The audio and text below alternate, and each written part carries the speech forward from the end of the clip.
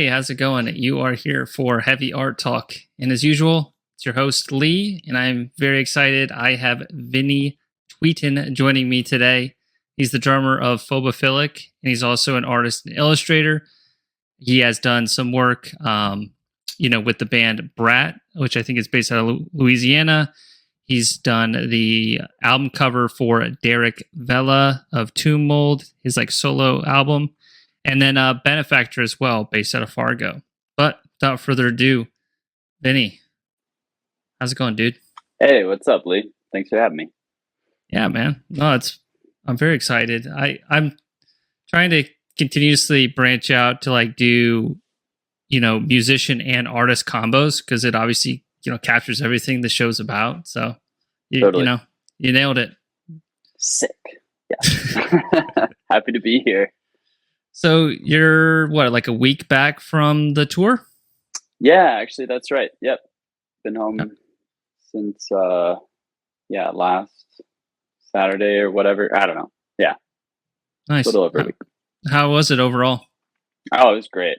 It's honestly one of the best, just smoothest, chill tours. It didn't really feel stressful at all.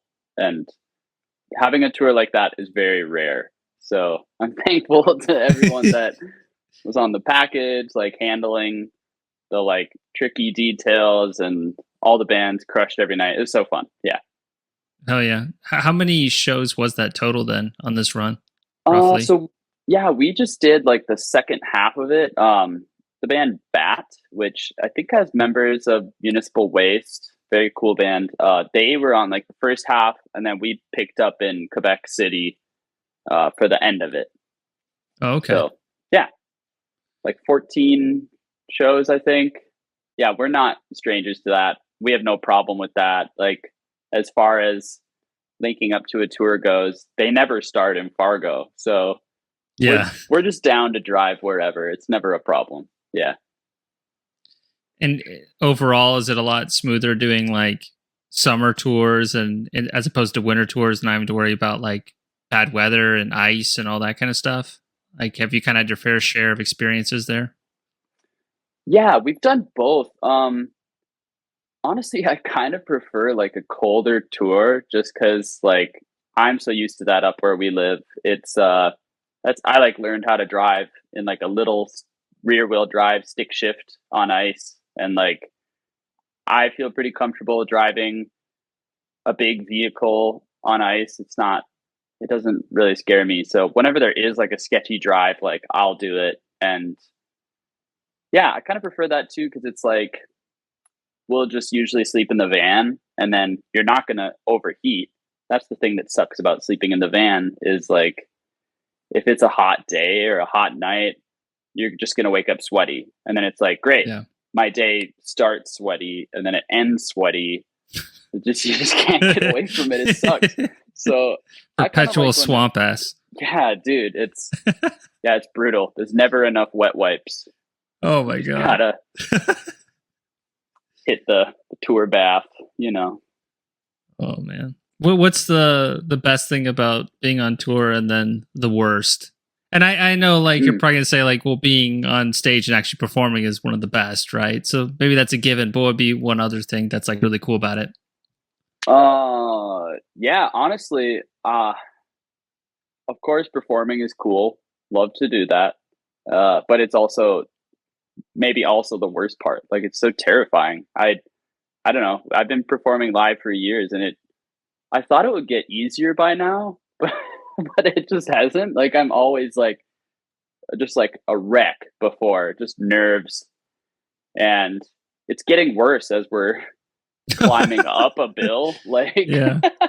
Cause you're opening a show and you're oh, cool. I'm going to play. All right, I'm done. Now I'm enjoying the show. But if you have to wait around to play, you're kind of oh fuck. And you see other bands kicking ass. It's oh shit, I gotta follow that, Oh God, and they always do. Yeah. But no, as soon as you start playing though, it's the best. It's so cool. There's nothing like it. But I really love this last tour. I was running the merch because we've all been kind of taking up extra stuff. And so now with Josh shifting into fronting the band, which has been awesome. Like he's killing it. So proud of him. I kind of took on his role of running the merch, and I really loved that. Like when we tour, I'm never like hiding in the green room or whatever. Like I'm kind of always out sitting at the bar I'm just trying to like hang out and talk to people. That's my favorite part of touring, is just like seeing my friends, making new friends. Cause it's just like, it's so easy. You're in a room of you can assume like-minded individuals or interested in similar things, just, the real freaks. So I want to hang out with the real freaks like me and have a beer and just like talk about how we're both obsessed with music and art and whatever. Like that's the best for me. I love that shit. Yeah. And like it obviously comes from a genuine place, like clearly, but there's also just a big part of like to further your band and your career, making these genuine relationships beyond social media. I mean, that's how a band has longevity, I think, in a lot of ways, Or it's one method of doing it. Yeah, it definitely can't hurt. Like, yeah. I mean, that's true. There is a business aspect to it, like undeniable. But first and foremost, I'm just like interested anyway. Yeah. Like, I'm just like a music fan. I just want to be just talking and hanging out. Like, I want to be at the show whether I'm playing it or not. Right. Totally. Yeah. What about the worst part of touring then? Maybe waiting to play. Like, yeah, it's because it's awesome. I don't really either like hiding out and like warming up in like a secluded corner or whatever. I'm kind of like, I'm out in the open warming up. I'm watching the band while I'm warming up. Like, you just do like a pad or something, like a drum pad? Yeah. Yeah. Yeah, I just got like a pad, like some bigger sticks than I would play with, just to, I don't know if it helps, but it makes sense to me. Yeah. The weight. I mean, you could do like marching sticks, dude. Yeah. That'd be pretty crazy. Really big ones that I'll just like warm up with. And then by the time I actually play, like I'm playing much smaller sticks and I'm just like, oh, this is really easy. I can fly now. Yeah. But that's cool. Yeah, I want to like watch the bands, see what's going on. And again, it's that thing, like talking to people, that's fun. But God, waiting to play. I love tours where we play first. Then I'm just done. Like, oh, cool. Now I can have a good time, Yeah. No, I can relate. You know, you should do with the warm-up routine, you should take it to the next level, do like the Gene Hoglan style of the ankle weights, So funny story. I actually, like a couple months ago, I was at a garage sale and I found some ankle weights and I was like, all right, I'm getting them. And then I immediately started practicing with like way too much. Like I put like 6 pounds on each leg and I played through our set and I was like, is this supposed to be this hard? Like, this is awful. And then I talked to a good buddy of mine, Taylor Hamill. He drums in a band from Minneapolis. It's called Sunless. And he's like he's a drummer's drummer. Like, he's fucking phenomenal. He's so good. He's like, yeah. Anyway, I like messaged him because I know he does like the weights and stuff. And he was like, you should probably just put like 2 pounds on each leg. Like, it's a little ambitious. I literally like wrecked my shins for like a few days. Like, I just shin splint so bad. Yeah. I got to ease into it. Yeah. Yeah. Yeah. I mean, it doesn't sound like a lot, but I mean, there's a lot of motion there and it's, that's a lot of reps technically. Every time you're hitting. Yeah. It adds up. And like, my technique is already not that good. So, I'm just really fighting back there with the weight. Yeah. So like in terms of drumming then, when did you start playing? Like, how did that all kind of come to fruition? Yeah. My family is very musical. I grew up, just music was always playing. And my dad is like a really fantastic, classically trained like pipe organist. Oh, cool. And wherever we lived, we always had like a big, beautiful like grand piano, and he would just hammer on it like every morning, pretty much, and night. Like he played late into the night, and you would think like, oh, that's nice. Listen to the piano while you go to sleep, but like you haven't seen my dad play. Like he plays the piano like I play the drums. Like Yeah. he's so like into it. It's awesome. It's cool to see. But so I was encouraged very young, like, okay, play music. Like I started with piano. I tried to play guitar. I fucking hated it. Like I can't play like a stringed instrument to save my life. A lot of respect for them. I think they're very cool. It just does not work with my Dude, brain. I'm with So, you. I you don't get know, it. Yeah. and people who can do them both, like I know just from touring, I've met so many people who are like fantastic drummers and they play guitar. I'm like, that's not fair.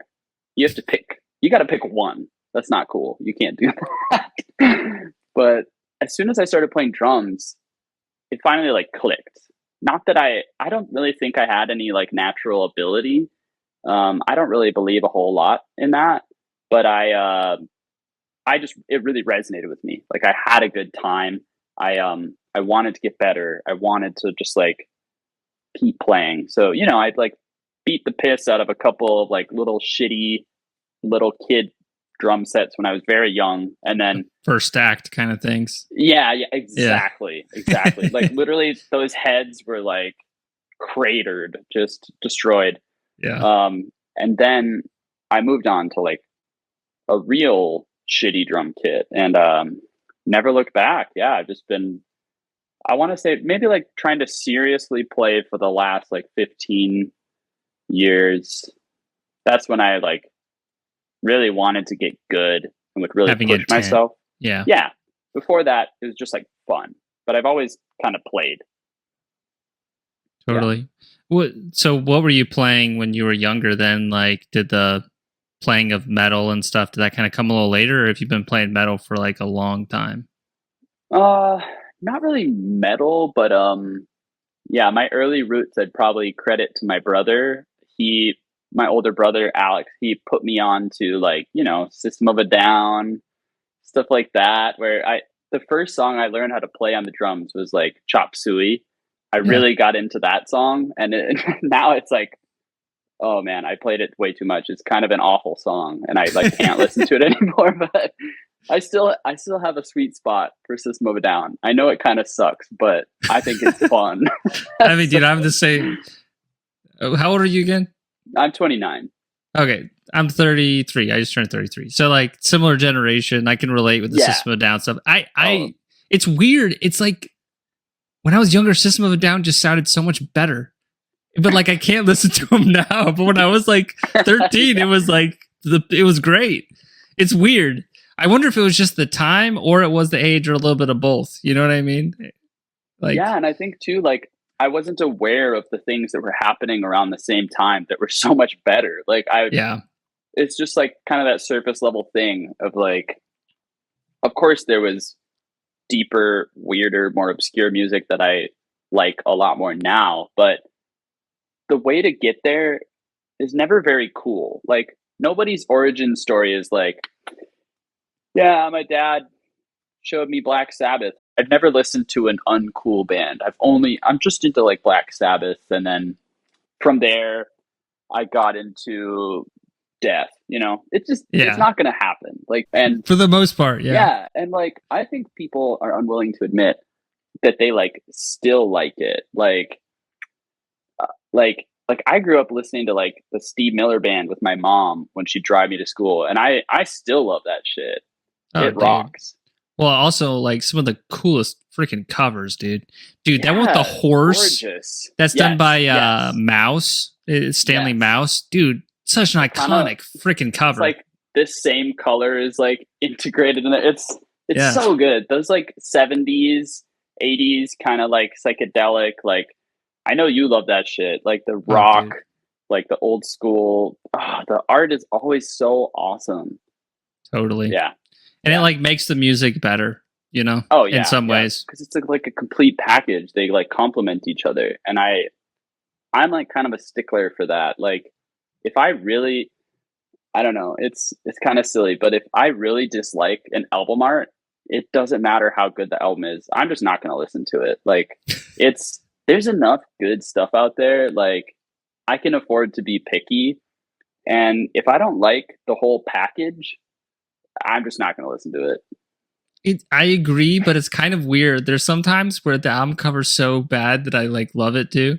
Like, dude, Okay, I fair. love freaking oh my god, I'm blanking on the name. I'm sorry, but the monstrosity cover with the eggs. I love that shit so much. I knew you were gonna say that. That's literally as soon as you said that, I was like, okay, he's got a point. Millennium. That monstrosity That's it, cover. right? Yeah, it's incredible. Yeah, I remember there was like an eBay bid for that shirt, like an OG copy of that shirt, and I was like, dude, I should have bought that. That thing's hard as shit. Oh my god, just bootleg it. Yeah. Just bootleg it. God. I'll buy one. $20. Let's do it. God, I love those. Yeah, okay, fair. The like early 2000s death metal, like computer generated shit that was just like so like just offensively bad is awesome. It is. Because it's surpassed like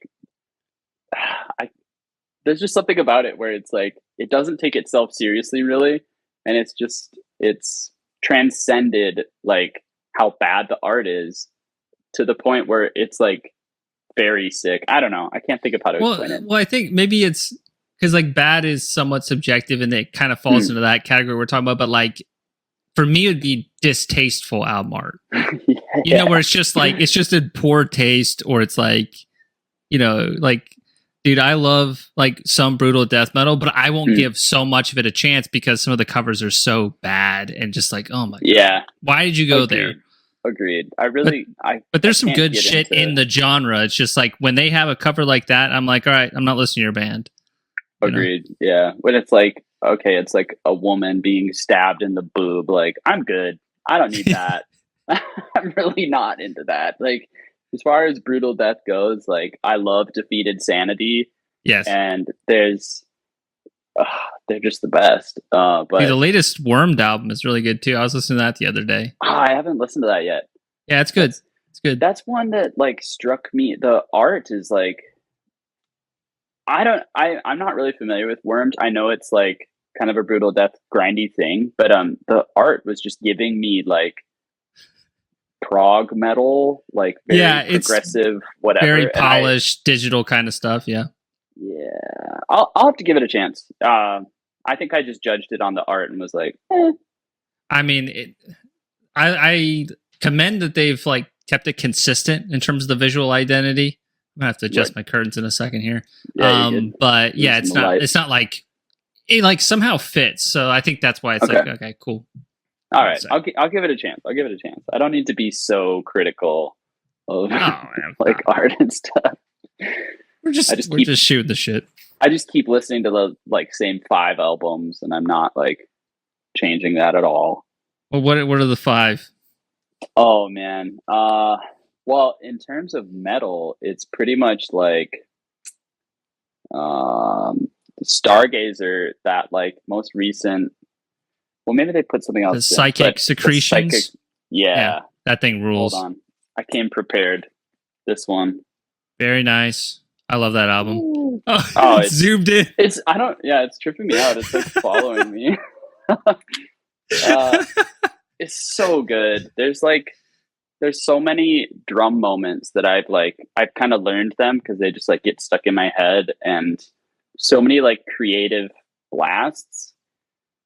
Because I think the blast beat is like, I have a troubled relationship with the blast beat because I think that it's very boring on its own and overused, and like, and hey, I do it too. I'm not trying to be like, don't blast beat. Blast beats are cool and they are so effective, but I think they're very overused. And I think when you can do something creative with them and kind of work fills into them where you're not really like stopping and you're not like like the fill is part of the blast. It's like a fluid thing where you're accenting without losing the feel of it. And Because you he can does lose the that so momentum well. pretty easy. Yeah, yeah, yeah. And it can feel really drastic and choppy and not fluid, which that's probably like the most important thing to me with drumming in particular is like fluidity and trying to achieve that. And that's like I'm working on that. I don't think I'm there yet, but that's like what I hope to The have my pursuit, playing you know. feel like. Yeah, yeah, yeah. Never a master. Yeah, always I- learning in that. I'm with you. Smoothness and just like providing that really solid foundation. Like, just thinking from my experience, my favorite moments as a drummer is when the bandmates look back at you and you can tell that they're being lifted up. You know what I mean? Yeah, yeah, Because totally. like I think that's such a big part of like a good drummer is, yeah, they have their moments to shine, right? But like Yeah. knowing when not to fill is like Mhm. such an important lesson in the development of Oh being a yeah. drummer, you know? Oh Like yeah. just really supporting the group. Not just overplaying all the time. Like Totally. there's definitely moments to do it, but also, yeah, letting the other instruments shine. And you know, it's kind of a jazz oriented like way to think about it because you're kind of trading. Like maybe you're not necessarily like trading fours like you would in like a combo, but Right. you are like, okay, this is like a drum centered moment. And then it's like, okay, now this is a more guitar centered moment, or like vice versa. And you're uplifting that, and you can't both do it really at the same time. Some bands, I mean, some people do, but I just don't think it's very effective. I think as a listener, you're kind of focusing on one thing at a time. And when a bunch of things are happening at once, it gets confusing. But I think there's a fine balance there of like when to, yeah, like you said, pull back and let the other thing shine, and when to like, okay, I'm gonna do something very psychotic now, Well, and it's gonna be really fun. and the thing that I find so much with like drummers who just haven't come to that realization yet is they're doing it out of a place of boredom, which is like the wrong way to look about it, because you know that like you can make the most basic beat if you really are intense and focused on every detail. There's no place for boredom. Like you can do just a 4 on the floor, you know, just basic beat, but like, okay, how high is my hi-hat here? Do I have, you know, good accent there? Like there's just so many details that you can think about that don't detract from the listener's experience that can make it engaging for you. Like it's impulse control ultimately. Yeah. And I think also it's not always what you play, but how you play it. Like Totally. I get so bored watching a drummer who's not giving a lot. Like you know, you see like Full of Hell or something, and Dave is a fucking monster. Like he's going crazy. He's giving the bass drum is moving away from him while he's playing, dude. He's giving every hit like so much power, and I don't know. I get bored of watching a drummer who doesn't want to like put just give it his all. Like at the end of a set, I want you to look destroyed. Like otherwise, what's the point? It just, I don't know. I just want to see you like really give it. If you're not into it, why should I get into it? Like I probably won't. Yeah. Beyond drumming, when it comes to you just as a spectator watching a band, let's say a band of any level, but like really thinking like bands that maybe just haven't had a lot of success yet, like what are some common things that you think that they're missing from like their stage presence, or like maybe advice for those type of people? Yeah. That's a good question. I think one like an important thing is just hang out, be approachable. Like you would be surprised what that can do for your band. Like because at the end of the day, it's not just the music. Like especially when we're talking about like underground scenes of metal, like it is not just the music. There's a culture there. And if you're not partaking, there's a lot of bands. And I don't care how good your band is. Like if I think you're a dick, I'm just not going to support it, you know? So Yeah. be approachable. Just go out there, talk to people, and beyond that, practice a lot. I think that an important way to play live seriously is to practice like that. Like sometimes when we're preparing for something, we'll just practice, I'm trying to like compose my energy and not whatever. But we'll like the week before we'll play a show or whatever, we'll do like we'll practice like we're performing.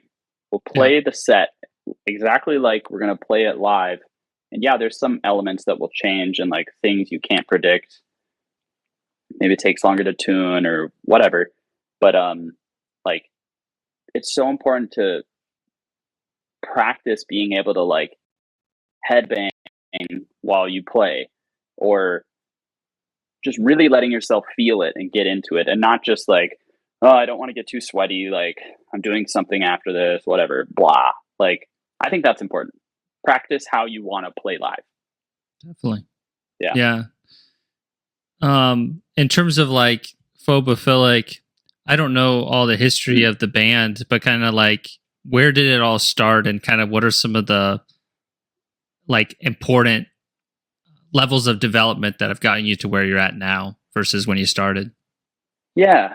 So the band started with Aaron and I. Aaron Dudgeon, he was the front man for most of the history of the band and played guitar too.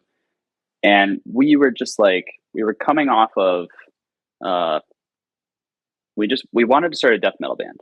And before Phobophilic, Josh Christian and I, we've been playing together for like 14, 15 years in other bands like punk, hardcore, kind of like metal adjacent stuff. This is all in Fargo, right? Like everything's still right there? Okay. Yeah. So we were like entering into the all ages scene when we were like 13, 14 and playing shows. But yeah, when our last band ended, we all kind of took a little break, and then Aaron and I were like, let's make a death metal band. That's like where our heart is at. Because I was playing in hardcore bands because that's what my friends were doing. It wasn't really like what I was interested in exactly. I was more kind of into the metal stuff and wanted to lean more into that. At the time, I was really obsessed with death, and I was just like listening into it, absorbing all those albums, like Human and Symbolic in particular. Like I really love those Can't albums. go wrong there. Oh, dude. Yeah. Yeah. So the best shit ever recorded in the genre. Yeah, it's insane. Yeah. Again, came prepared. Nice. All right. Oh, there you go. Yep. Yeah. So we were like, let's make a death metal band. Let's try that. And then the old band is called Lost Cause for anyone that wants to listen to Josh Christian and I play some like hardcore music. There's stuff on YouTube, but we were kind of leaning towards metal, and then Josh was always the one, like first and foremost, he was like the band leader. Like he was writing the music, he was like pushing it, and then kind of the way that band operated is the same way that Phobophilic came to operate. In the beginning, Aaron and I were like, let's jam it out, see what we want. But we were having trouble with it. We didn't have like the same vision. And then when we were like, okay, let's get Josh and Christian in on this. And they kind of saw us fumbling. And then Josh was like, all right, I'm taking up the reins. I got this. And then, he's just like a riff master. He just... Was it mostly a musical change, or was it like a change in almost like the pecking order of the band, like kind of the management vision? You know what I mean? Yeah, maybe. Well, I don't really want to say like pecking order, but he just has a very clear vision and like a feeling that like he's a very intuitive player, and he has a vision for where he wants a song to go and how he wants it to feel. Like it's very rare for him to be like, I want it to sound like this band. More often he's pulling from like scores of movies or like other genres that really evoke a feeling, and he'll be like, I want it to feel like this. Like that's this cool. kind of emotional response that you're getting, but through like a death metal lens. So, which is very freeing for me too. Like I'm very spoiled to have Josh because I'm never bored. Like he's writing very interesting riffs, and then I get to have the fun task of like building a drum part around that, which I love to do. It's so fun to just like sit down with a riff and be like, okay, how can I really like get out of my box with this? How can I approach this in like a creative way and like make it mean something, you know? Because that's kind of your goal as the drummer. Like your baseline objective is to like make it work, make it make sense, keep time. But then the goal is like to make it feel, to like empower it, you know, and back it up. And like we were talking about earlier, like take those moments where you're shining and then take the moments where you're making sure that it shines, you know? Right. Yeah. And then, so everything's kind of like operated in that way to present day then? Have there been any other like kind of milestones within the band that you can think of? Yeah. Yeah. So it has operated like that. And before we were touring a lot and we, you know, like the pandemic hit, whatever, that's when we really like focused on writing. And when we wrote the album, Enveloping Absurdity, our first album, and we really got to take our time with it because we were going to try and start touring, push other stuff. We had a couple songs that we thought would maybe turn into like an EP or whatever. And then, you know, the world, that thing happened. Yeah. Everything kind of stalled. And we were like, well, I don't know how long it's going to be like this. So let's just write a record. And then it turned into that. And the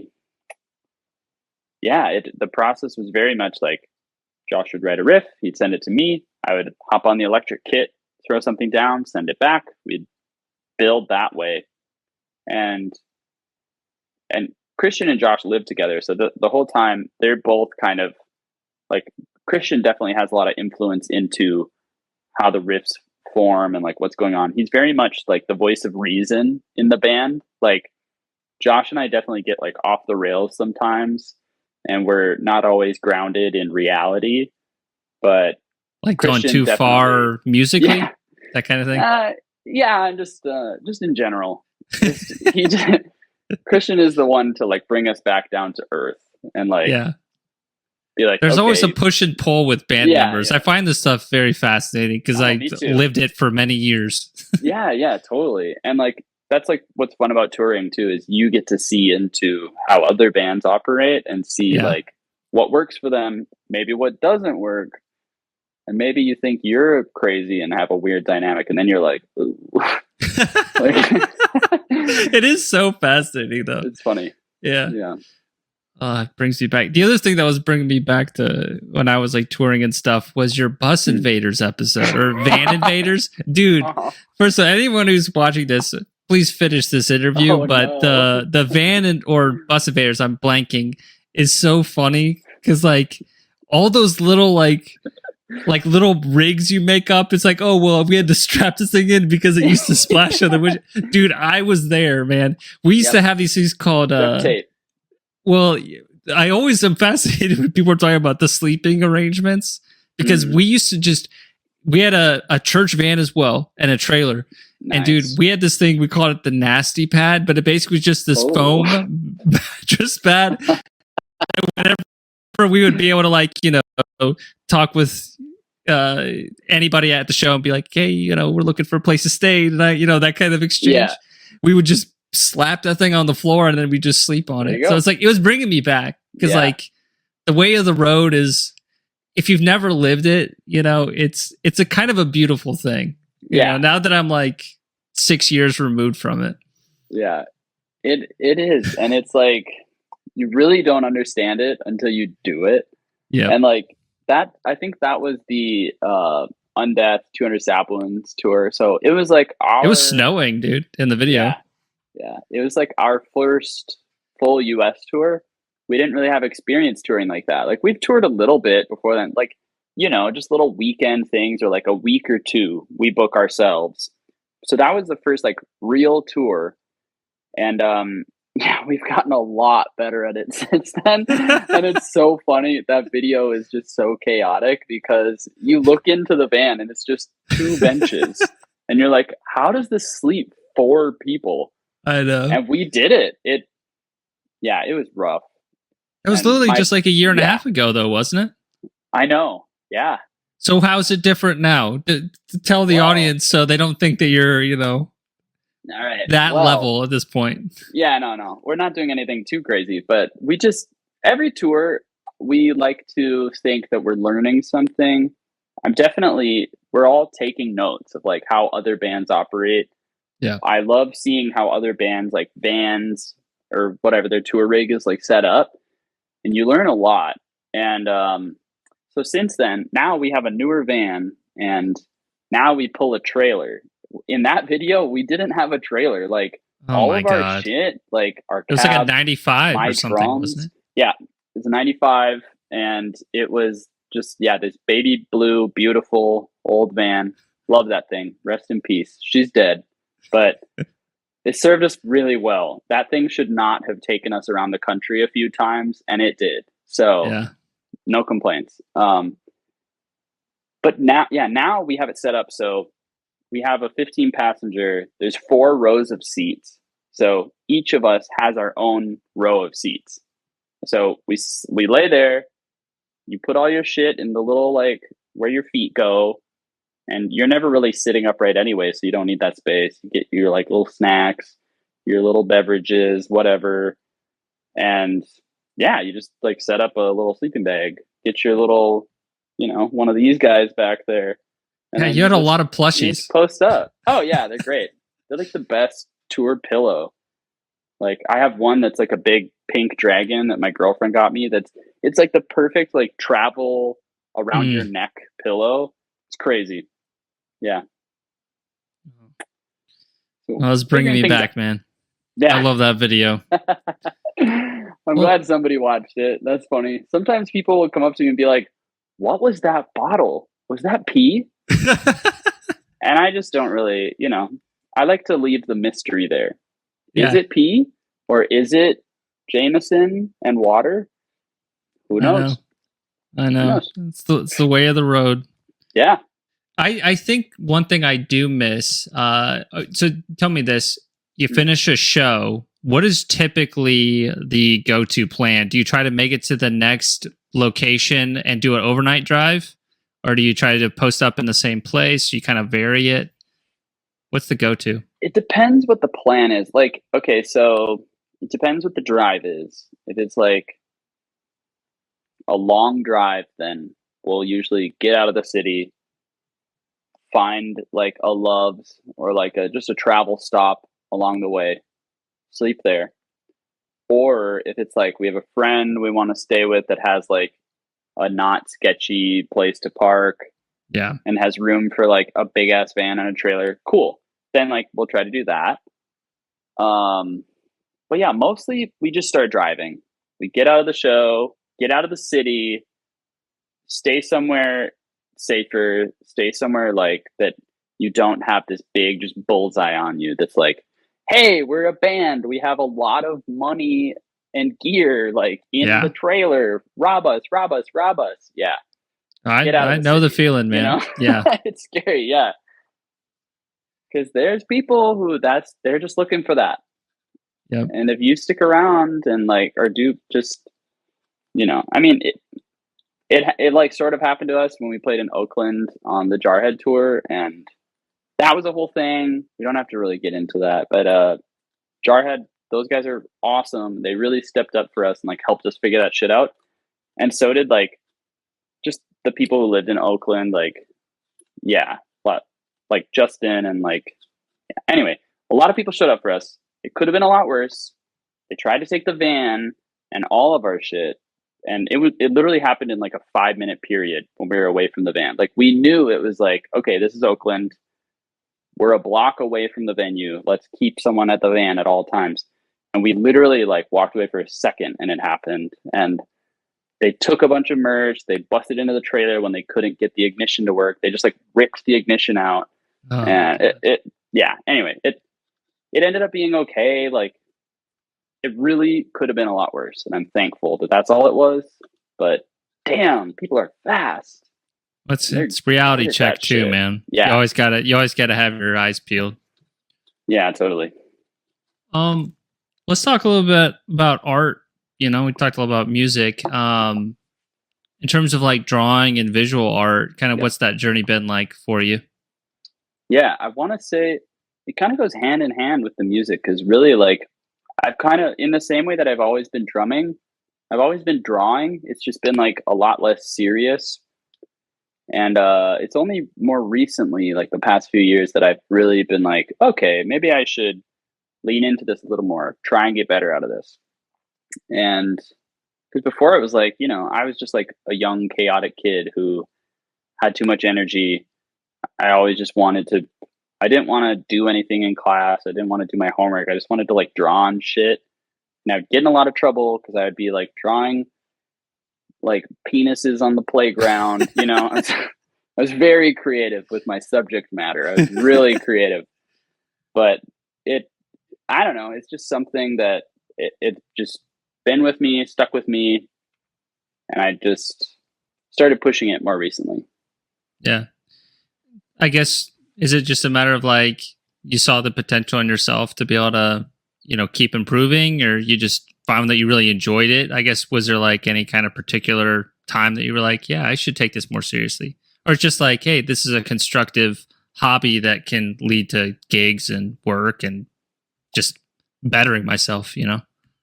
Yeah, well, it's kind of funny. When the pandemic hit, I got COVID.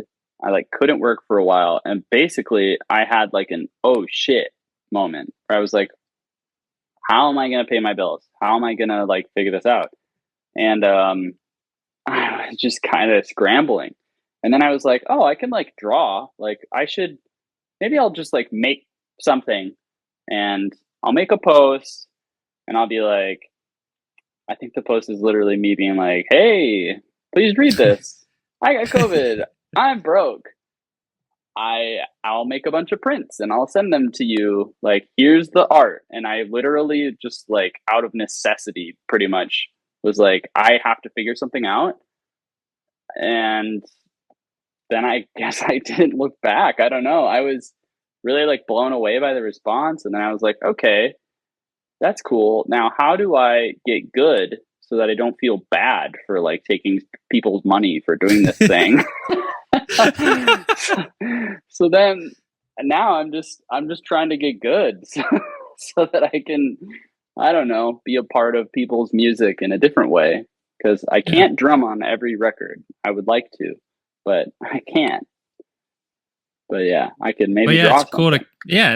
it's cool to contribute, you know? Yeah, and like totally. it's a big part of the overall music experience, you know, is the merch, the album covers. I mean, it's everything. Like, Yeah. I guess when you were like a kid and stuff, do you recall any like visual art or illustrations that attracted your attention a lot? Like fantasy shit and stuff?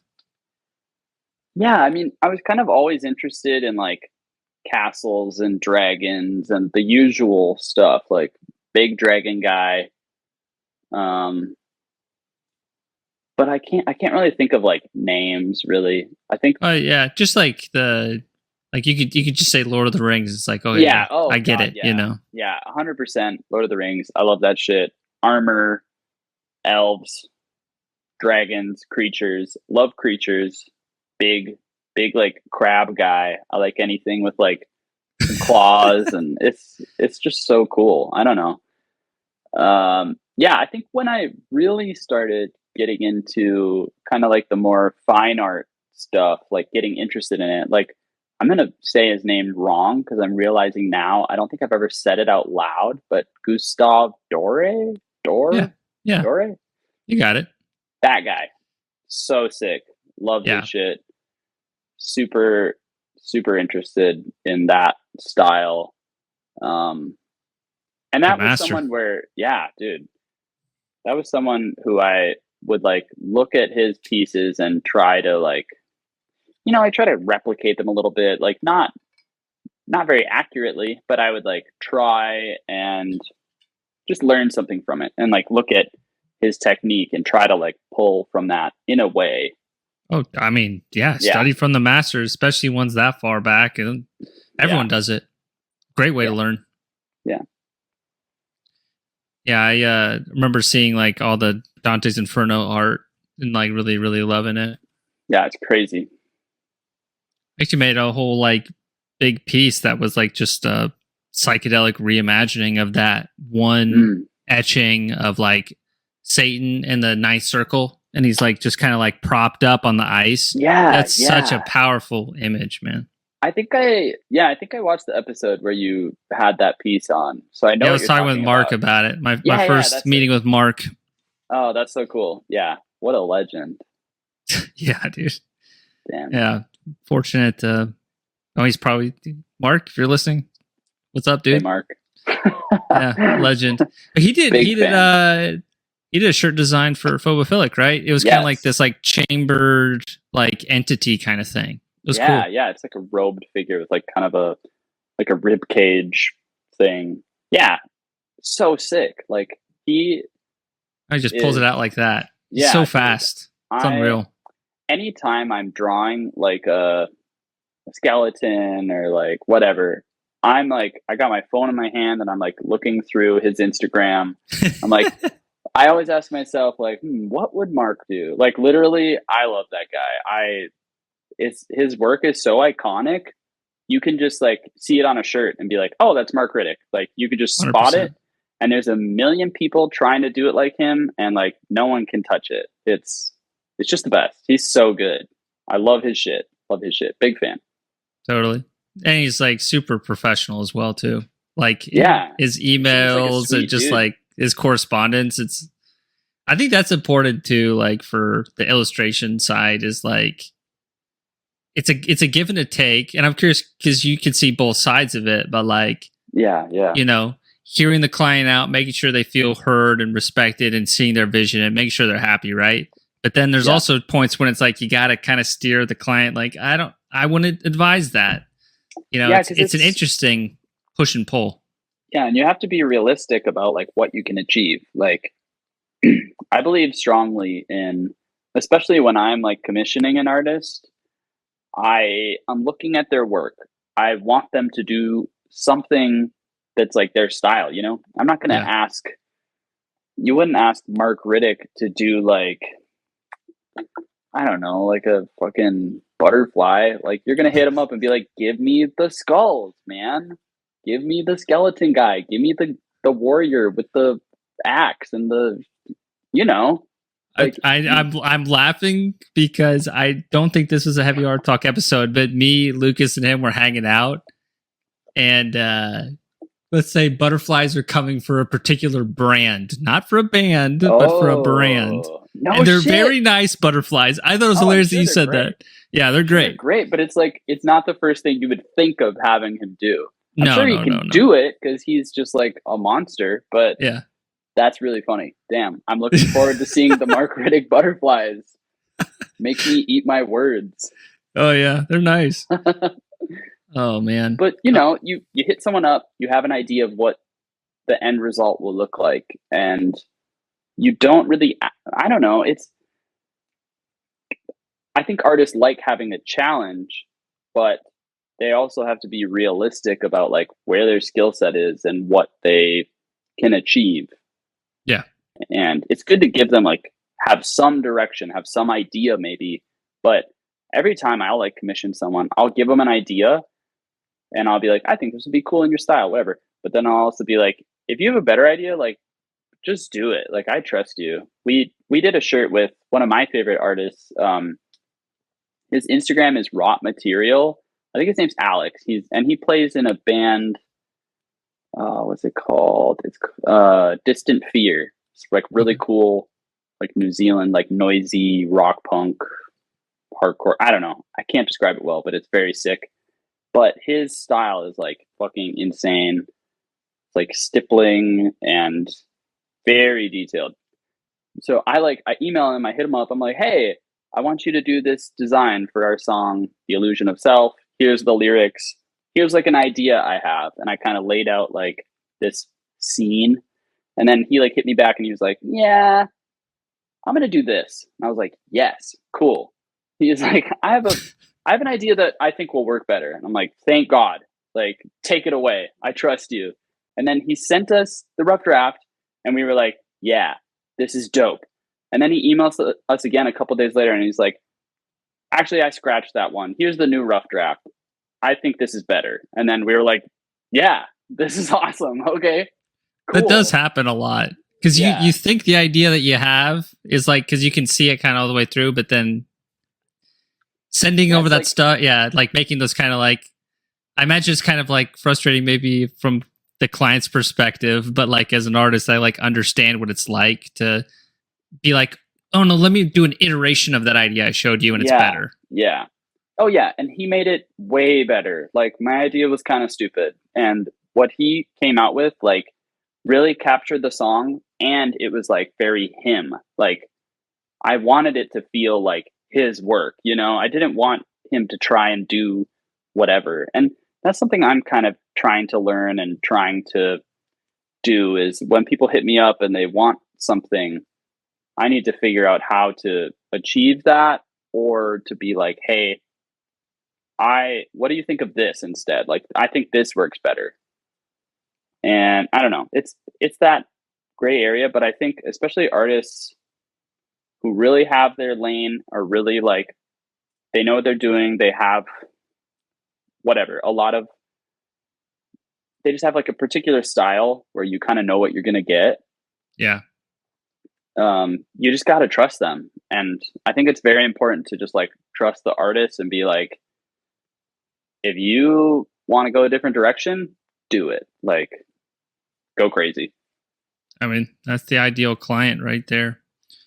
When it comes to commissioning work, are you the primary person then with like interacting? I wouldn't say so. I think it's kind of like whoever takes point is who is most interested in that artist, or it's usually like Josh or Christian that does that, but there's been a few times where I've done it. Like, yeah, like I commissioned the raw material guy, or like there's a few others where it's like I corresponded with them because it's like I had an idea, I had a vision for the song in particular, and yeah, it just kind of depends.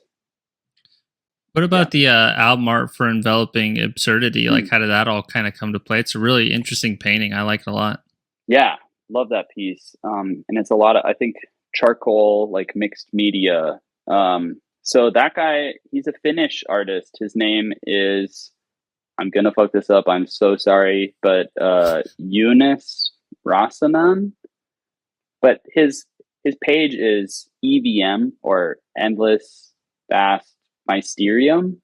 Okay. But really sick dude, really great artist. That was actually like, we were looking through his art and we were going to commission him for a piece because we were all very into it. And that was actually a piece that was already finished that he just like had available, that we saw it and we were like, yeah, that's it. At that point, the album was done. We, I don't know if we tracked it yet, but like, you know, the writing of it was done. We had, and like, I wrote the lyrics. So it was like, I had a vision of how I wanted the art to feel. And I think it kind of captured the right feeling. And when I saw it, I was just like, yeah, that's the album art. Let's give him the good news. Send him a message. Like, but he's sick. I actually, check this out. I actually have his band, Celestial Grave, and he drums in this band and did the art. Obviously, it's like very him, really sick, like those like gray tones, really cool line work. Yeah, he's awesome. I really love his artwork. Big fan. Shout out EVM. The Finnish, they just know what they're doing over there. They do. Very distinct musical and art style, you know. Yeah, because our logo too is by a Finnish artist, Samu Salovara. I might have also fucked that up, but used to play in the band Swallowed and just does a lot of great art, logo work.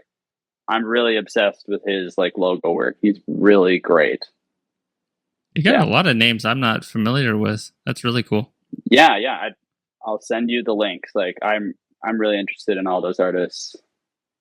Very super cool. sick guys. Yeah. Shit, I had an idea and I'm blanking. Oh shit. Oh, it's natural. Yeah. Well, you showed a couple of albums. What other ones do you have sitting by you that you want to chat about real quick? Oh, I'd love to share. Let's see. I kind of have them categorized in a few different. I won't go too off the rails, but I do have like new. I figured we'd talk about metal music because Yeah, not metal So too, man. That's half my listening habits. Oh yeah, I got that too. But as far as new music goes, I've got a couple here that I want to talk about, and yeah. So first, I got Witch Vomit's record. Very nice. There we go. Painted by Matt Sticker. Oh, dude, I'm so excellent work. I love that guy's art. That's another guy like Mark Riddick, where if I'm drawing something and I'm just kind of like unsure of how to do something, like how to achieve a certain value or whatever, and I want to like practice a little bit, I'll go look at that guy's page and like just look at what he does and just like soak it in and try to like. It's great with the brush. He's so good. Yeah. I really love his work. But yeah, this album rocks. Witch Vomit rocks. I love those guys. Have you played shows with them?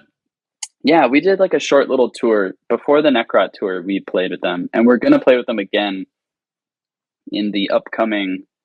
We're doing a tour of Skeletal Remains and Bewitcher. You're coming to Atlanta, but unfortunately, I'm gonna be not here.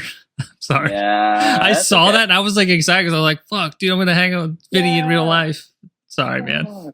Hey, we'll be back. Don't worry about it. We'll be back. But yeah, we're gonna tour with them again. We'll bring Witch Vomit back through too. We love that band. They're so sick. Yeah. But yeah, great record and like complete package. Great album art. There's some little details in there by Lucas Court, Shogoth. Like hell yeah, another of the greatest. I love that guy's artwork. Same thing. I will like go look at his page and just like obsess over how he did like a certain detail and try my best to like mimic it very poorly. Like, yeah, I love those guys. They're super good. Yeah. Yeah. I mean, I think all of them would be fine with you trying to learn from their work, like, I think that's a normal thing. I know there's always conversations about like, oh, find your voice, be original, that kind of stuff. But like all those artists, number one, they're all really cool people. So I could say that, but like learning from them, I imagine they'd be, grateful for it. They'd be like, oh yeah, totally, man. That's how I learned, Right. So. And it's like, it's not like I'm like going to rip them off. Like I couldn't if I tried. I'm not as technically skilled as them. So like me trying to do something they do, it's going to just look like it's me, It's not going to look like their piece because they're kind of on a different level, but I'm just trying to get better. So I love looking at their work and learning from it in the same way that I learn from watching other drummers and like trying to implement techniques they use. Definitely. Art's just like that. Yeah. I've always seen it like that. Like learning a song, like learning a cover. Like to me, like studying a Frazetta is a very similar thing. Oh, you know what I mean? Dude. I kind of make that comparison. And, got a Lucas Court right there. Yeah. That's original. Then we got two Marks right there and there. Here, I'll shout out everybody I got here. Yeah, I got Moribund right here. Oh, Tannen. So I got some Tannen shit. My bro. I got shit. This is so hard. Why is this so hard? Ian Miller, an Ian Miller over there. Original? Yeah, an Ian Miller original. Dude. Fucking shit. Right there's the fat guy. Stuff. There. Got Tim Leahy. He's done some work for High on Fire, and he's a great tattooer right there. Sick. And then the last one is behind that computer right there is Grady Gordon. Who's done some work for Full of Hell. That's so sick. Yeah. Collecting originals, man, like it's that's awesome. To me, it's a very fun and fulfilling thing, As like because I'm a big collector guy. I'm also an artist, so I can like. I mean, I'll look at Lucas's stuff all the time, be like, hey, how did he do these marks? You know what I mean? It's just fun dissecting it. Yeah, agreed. And it really, like, comparing it to a cover song is a good example because, like, even if you're trying to play how someone else plays, like it's just not going to sound like that. Like you don't have the same style and everything. Like it's going to come out different and it's going to feel different, but it's a great way to like learn something, and you can take something from it and like through your own lens implement it. Yeah. Totally. Yeah. Well, got a couple more. Yeah. Continue. I gotta put the two Mold Boys on. Great. Oh yeah. Great. Just saw them last Friday. Yeah, and I'm forgetting what his new handle is. Green Heron, Jess Jacoby. Yeah. Yes. Oh yeah, he's incredible. I love his art too. I'm very humble of painting, but his stuff really moves me. Great dude. I like him a lot. Like beyond just the art, he's a really good person. Yeah, hell yeah. And then my recent obsession has been this album, this Alice Coltrane record. I love that cover. That's my shit right there, dude. It's so cool. Oh my god, I love it. To me, man, it's insane. Sometimes I'm so basic with art. It literally is just shapes. I could look at fucking what are those things called, the psychological tests with the Rorschach tests. I could literally just look at those all day because shapes. It's like my brain is just like so basic. I'm like, some shapes just are so interesting to me. Oh, totally. And that like kind of scarab, like beetle shape as the outline is, well, that's what really drew me to it. Like I've been a fan of Alice Coltrane, but somehow I didn't get into this album until kind of recently. And I'm just like fully down the rabbit hole. Like I listen to it all the time. I'm super interested in it. Are you kind of in a jazz kick right now? Yeah, I'm kind of like always in one. It's definitely like more of what I listen to rather than metal music. Like right now, I've been listening to a lot of like things that Bill Bruford has worked on. The drummer, like he played in. Oh, I mean, I was going to ask, what are your favorite drummers? Bill Bruford's my number one favorite drummer. He's my number two.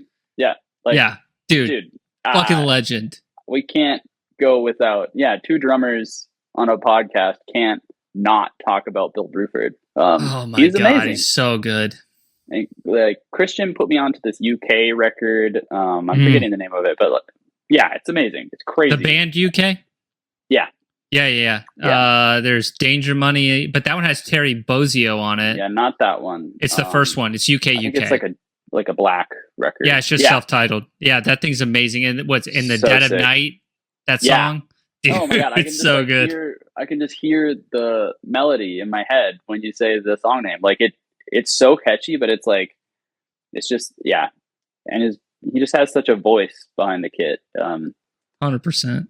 Yeah, love that shit. What else do I got? I got a couple more. I got the other Coltrane.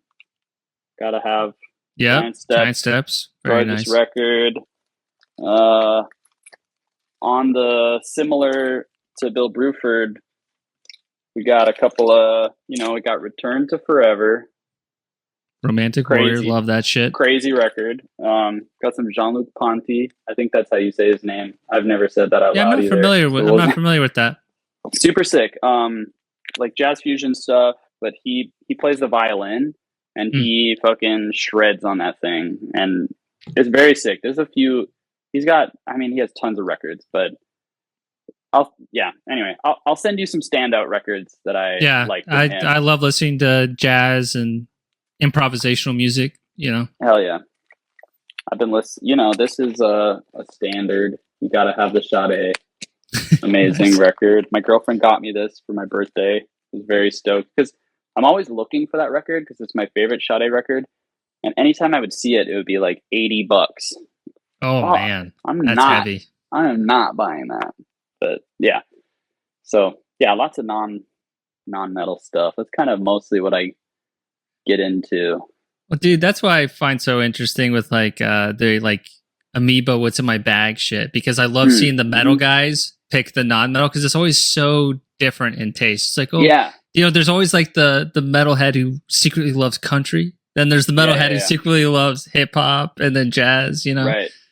And it's, when I say secret, it's more like secret to the public. They're not ashamed of it at all. Right. No, of course. But it's just like, you might not get it from their music. Like, yeah. Like, you might not hear Phobophilic and realize that, like, Josh is a huge, like, Blade fan. Like, we're in the van, we're listening to, like really weirdo hip hop stuff, and, like, or I guess it's, like, rap, but it's obscure and, like, yeah, whatever. Anyway, real Bladey heads, they know. But it's stuff like that where, if you don't know, you would never get it. But maybe now, if you approach Phobophilic's music, you'd catch a little, like, nod to it, or maybe not, because again, it's that thing where he's trying to evoke a feeling that he got from a movie or from another song and whatever. I mean, so much music. I mean, if you just see the music in front of you and you don't know that it's heavily distorted, you can make anything kind of heavy or not heavy, really. Like, a melody's a melody.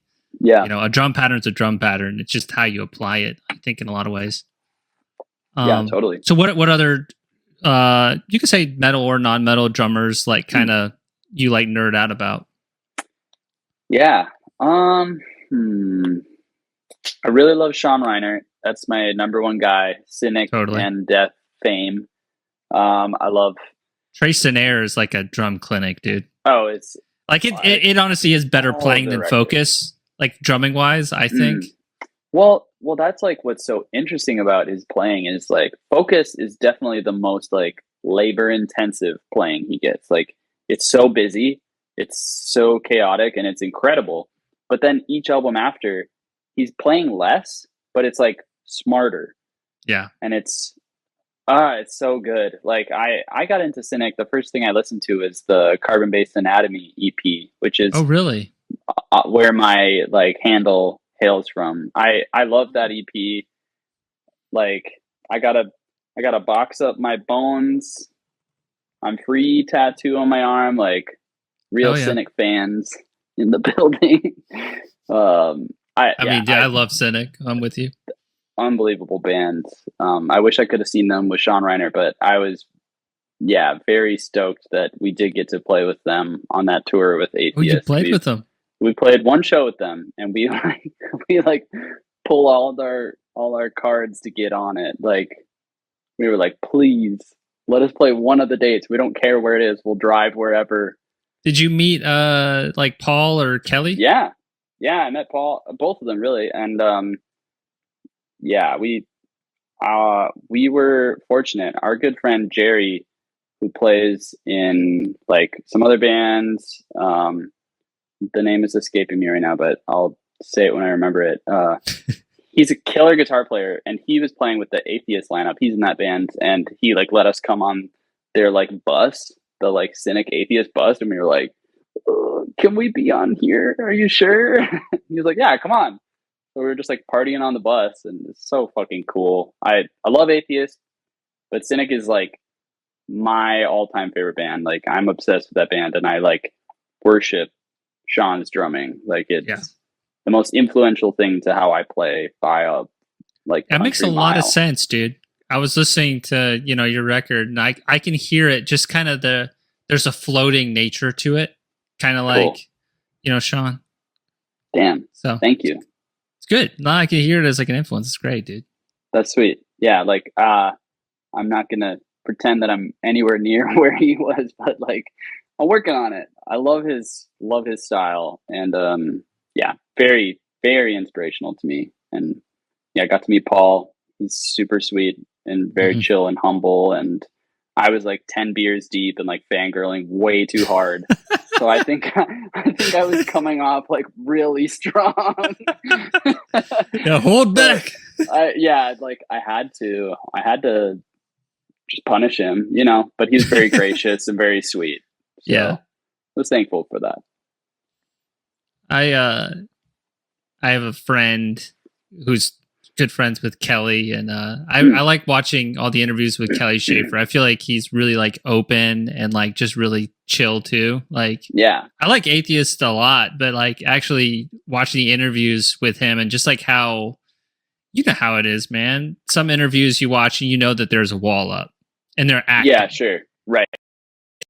Kelly was not acting. He was telling like the retrospective of the band, and Cool. my friend Jeff at Gas Mask and Hand Grenades, he was able to like, you know, facilitate the conversation to bring that out. So. That's sweet. Yeah, he seems like a really genuine, sweet guy. Like the limited conversations I did have with him, like he was very nice and just like fun to be around. Cool. Yeah. Here, I'll give a name. Being from Atlanta, gotta rep Ron Daler. I mean, from Mastodon. Oh, yeah. Okay. Sick. Yeah, dude, Mastodon's dope. Yeah. And like, Bron's not only an amazing singer, but like one of the leaders of the band, and also just like an amazing drummer who also has over time kind of matured in his playing, but he has a very signature style too. Yeah. Oh, I remember like the first time I heard The Wolves Are Loose, I think is the song, and that opening. Yeah. You can just hear it in your head. Like it's so iconic. And I'm a sucker for a song that just opens with drums by itself. Yeah. It's just the coolest thing. There's nothing cooler than that. Yeah. He's a beast. Yeah. I mean, Mastodon is like the Atlanta metal band, you know? Yeah. They're massive. And they're doing some stuff. Well, you know, it's a point of pride for people who live here, you know. I guess like for like, what's the metal scene or even the music scene like in Fargo? Yeah, I mean, we kind of have like a pretty solid little built-in scene. There's not a whole lot of bands that have been around for like a terribly long time, but like honestly, Benefactor is one of them. Like that band, when I was first entering the scene when I was like 13, that was a band. Like they're sick. It's kind of like a chaotic like doom band with like a tinge of kind of like a sludgy, chaotic hardcore rock vibe to it. But the drummer Tyler is awesome, super just like hard hitting, fun to watch drummer, and I really like look up to him. He was in another band, a hardcore band called Life Won't Wait, that was like the pride of Fargo for a long time. But Benefactor's sick, and Max Jonk, the bass player, is like a classically trained jazz player, and usually you see him like Monday, Tuesday night at like a bar playing a jazz gig with like a 3-piece or a 4-piece. So it's like it's so fun to see him in like the metal setting, and it's like he doesn't have the stand-up bass, like he's got the electric bass, and he's like got these shrieking vocals. And you're just like, oh, this is the same guy. That's crazy. Like, he's awesome. Really good friend of mine. Really sweet guy. It's just been cool to see that band. They kind of were apart for a while and then came back together. And now they're playing shows again. And I was very, very honored to do like their new logo and draw the album art for that band. I was very scared to do it because I was like, I love this band. I don't want to fuck up. Yeah. It is kind of scary, you know, putting yourself out there that way, art wise. I can relate. Yeah. And being trusted to visually represent something that people put years into, you know, like people, I think unless you've done it, you really do not understand like how much work goes into writing an album, putting together all the nuts and bolts. Like it's such a taxing, long, like brutal process. Like it's the coolest thing ever, but it's like there's parts of it that are very hard. Oh yeah. So I like do not take that lightly. Definitely. It brings me to what I was going to mention earlier when I was blanking. So you wrote all the lyrics on Enveloping Absurdity? Right. Yeah. Like, how did that process go? And was that natural for you? Was this something that was like a new challenge? Tell me about that. It's kind of something I've always been interested in. And in previous bands, I just didn't really get the opportunity to do. So with this band, I was really like, I want to do this. Like, I'm very passionate about it. I'm very interested in it. And I I have subject matter I want to write about and that I think is like important to write about and like interesting, at least to me, and hopefully someone else, that's the hope. You connect with someone.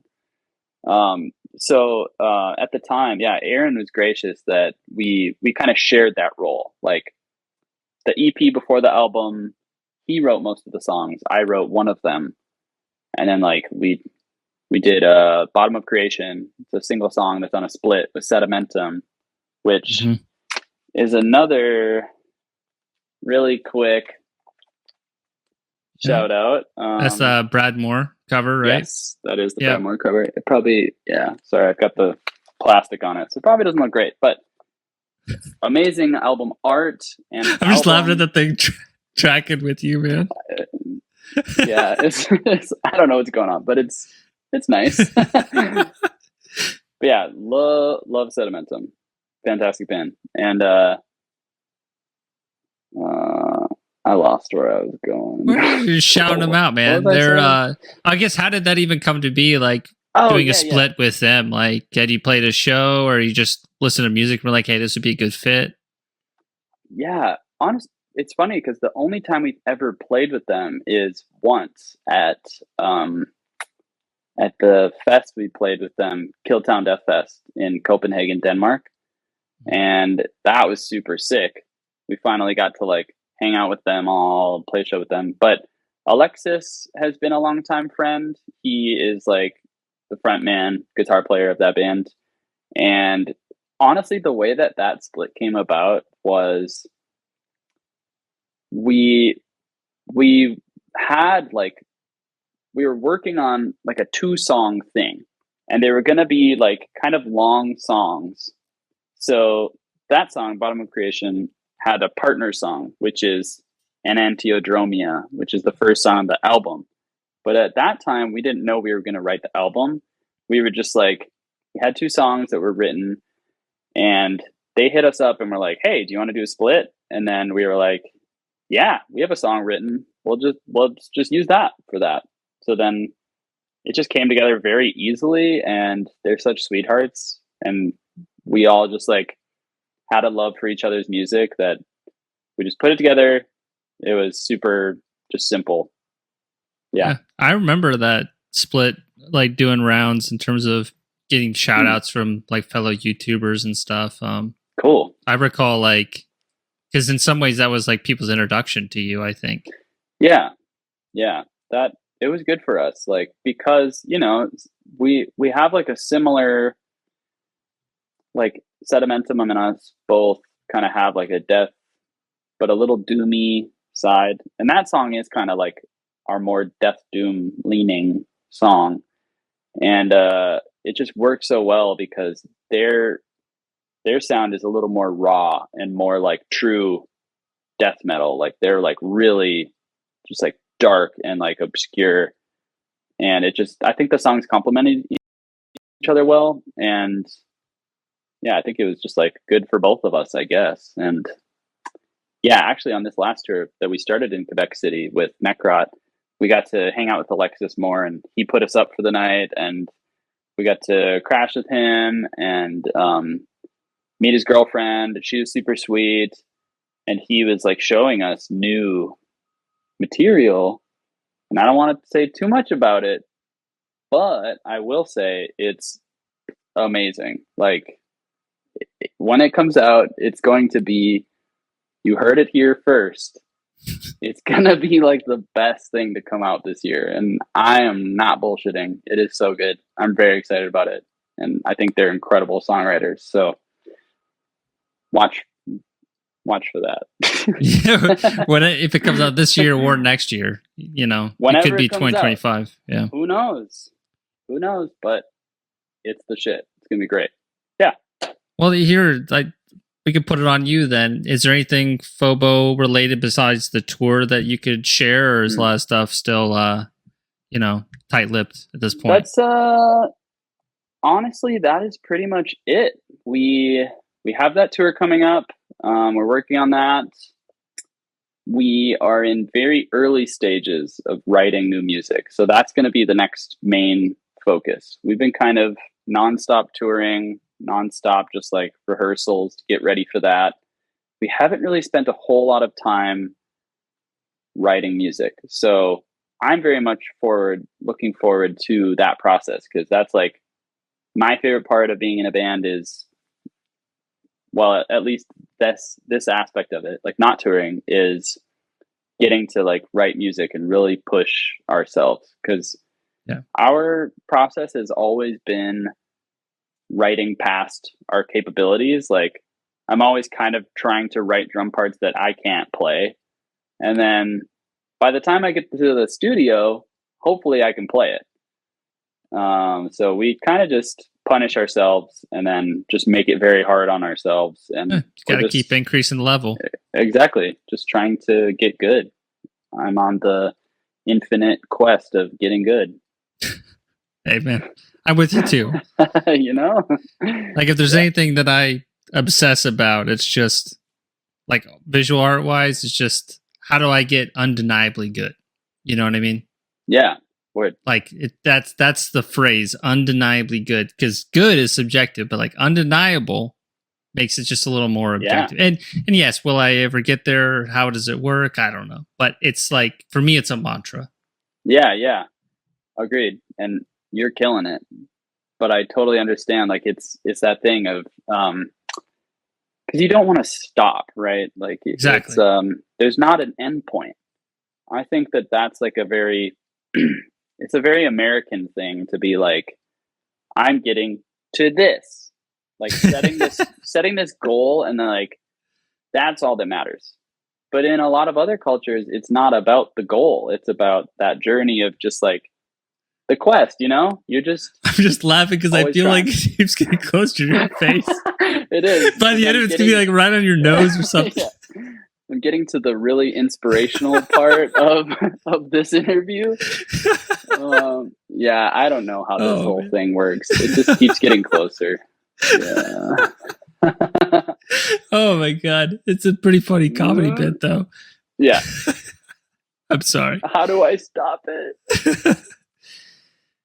But yeah, I mean that pursuit, you know, the journey, the process, that's what makes it all fun. Yeah. Absolutely. Well, do you want to talk about some of your art and any like stories that accompany it? Let's do it. I'd love to. Sweet. All right. So starting out, we got these two here. Yeah. So I guess first let's start with Skull and Rose Guy, as I like to call him. I like to give my pieces really deep, thought out names. Oh god, it's so hard coming up with names for illustrations, man. Yeah, no thanks. Honestly, that piece was fun because it was one of those rare moments where really like it struck me. Like I was just like at home chilling on the couch, and like my girlfriend can attest to this. I literally was like, "Oh my god, I need to find like I need to get my sketchbook out," and I just like started working on it, and then I think I finished it in like a day. I just like really sat down and just banged it out. And I got really obsessed with the kind of viney interweaving section of it.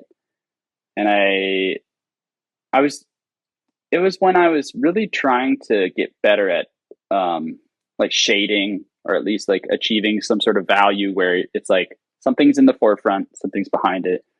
I think it's still like a pretty flat piece. Like I don't think I'm very good yet at making dimension.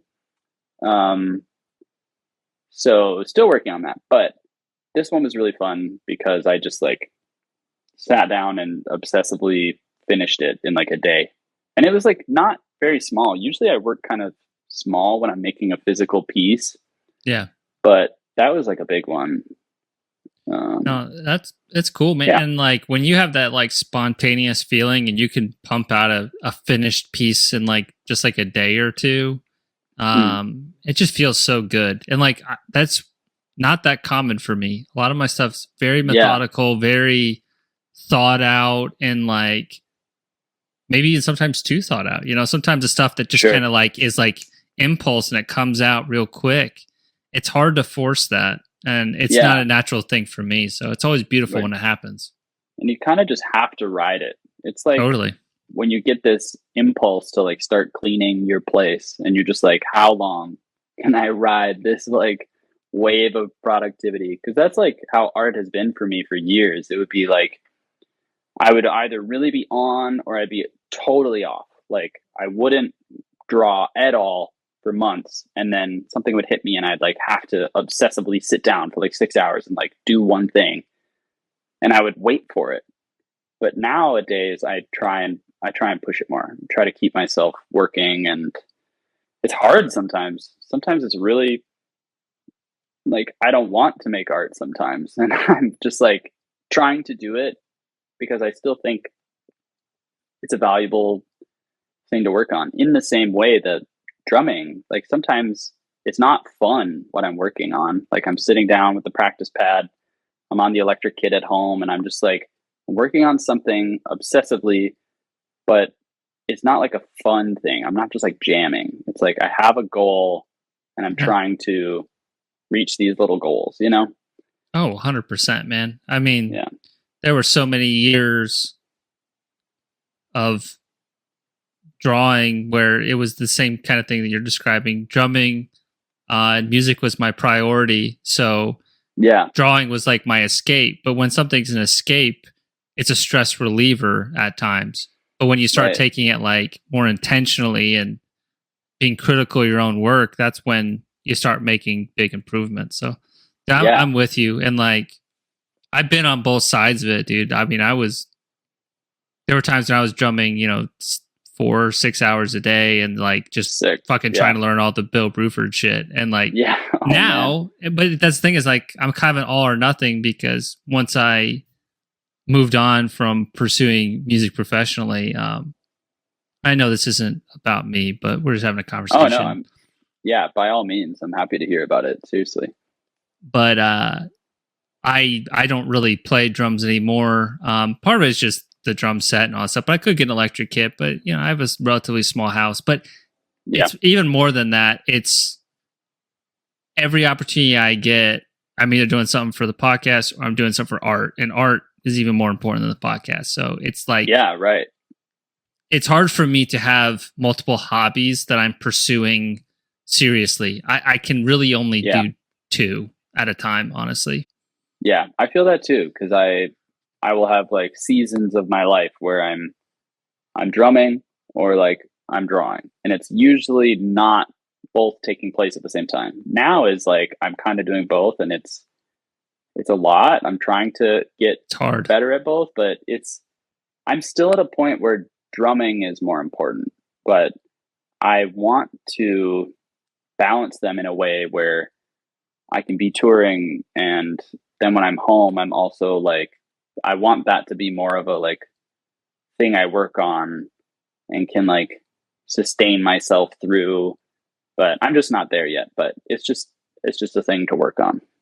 Totally, man. Yeah. I can very much relate. What about this Brat piece? Like, so do you know the band members? Like, how did that kind of come together? Yeah, so we've met them a few times through touring and like hung out with them a little bit, and they're super sweet. And Liz hit me up to do this design, and she's pretty much like, I want like an alligator, and then I'd like you to redraw the logo and do like kind of bordering alligators around it, and like just kind of like gave me some ideas. And then from there I was like, okay, I'm gonna put in a border, I'm gonna whatever. And she was like, it's funny because I finished it, and then she was like, oh, and can you add some gold teeth? I was like, absolutely. I'll add some gold teeth. But this was kind of one of the first ones where I added color into it. And this was on Procreate.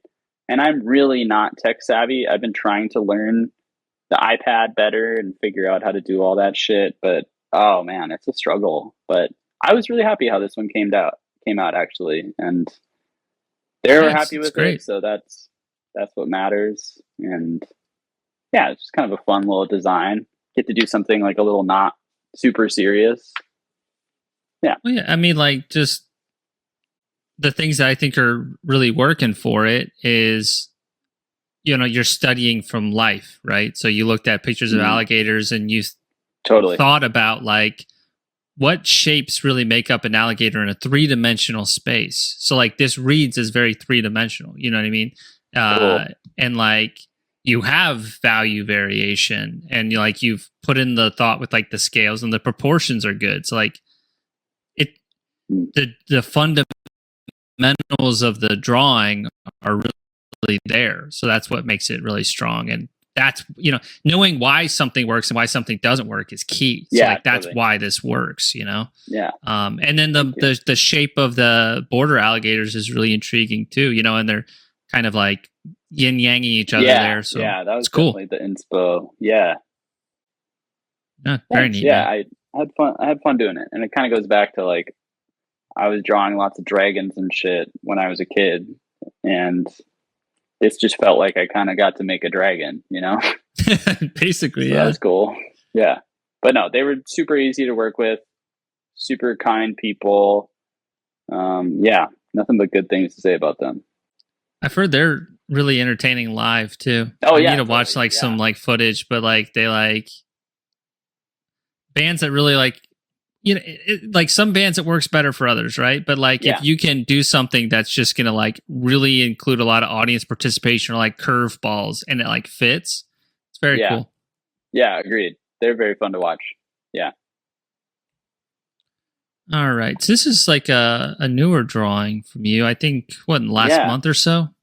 Yeah, I finished this like right before I went on tour, and I kind of made it because I was annoyed with trying to draw like sharp lines or like hard lines. So I made this too on Procreate, and instead of doing like a outline really, I just started going into the detail with just like the pencil, the like Procreate pencil tool.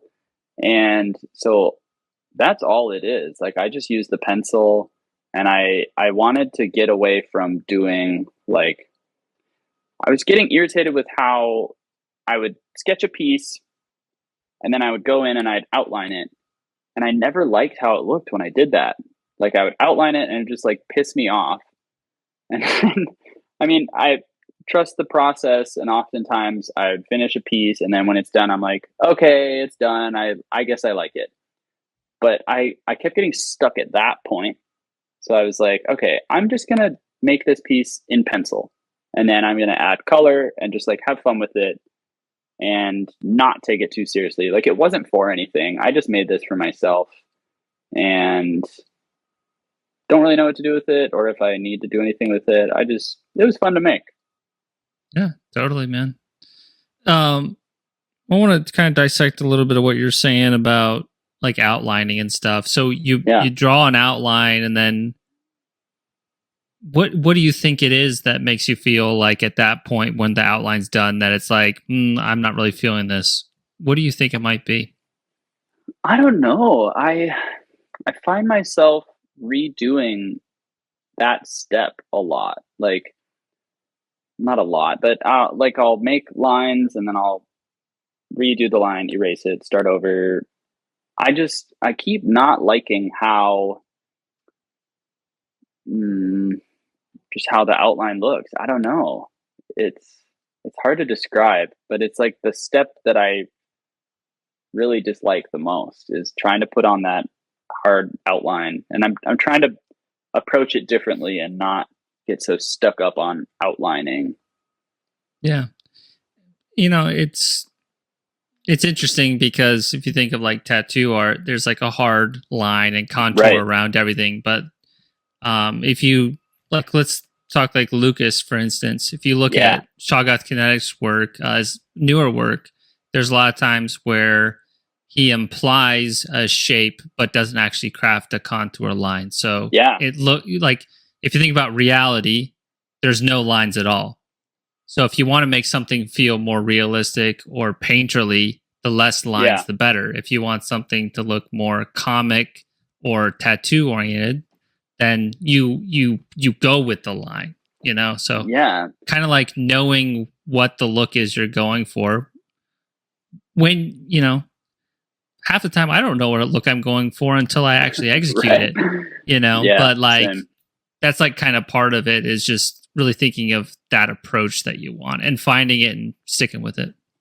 Yeah, and that's actually kind of how I came to trying this out. Was I think I was watching an episode and listening to Lucas talk about like, oh, I just stopped doing outlines and Yeah.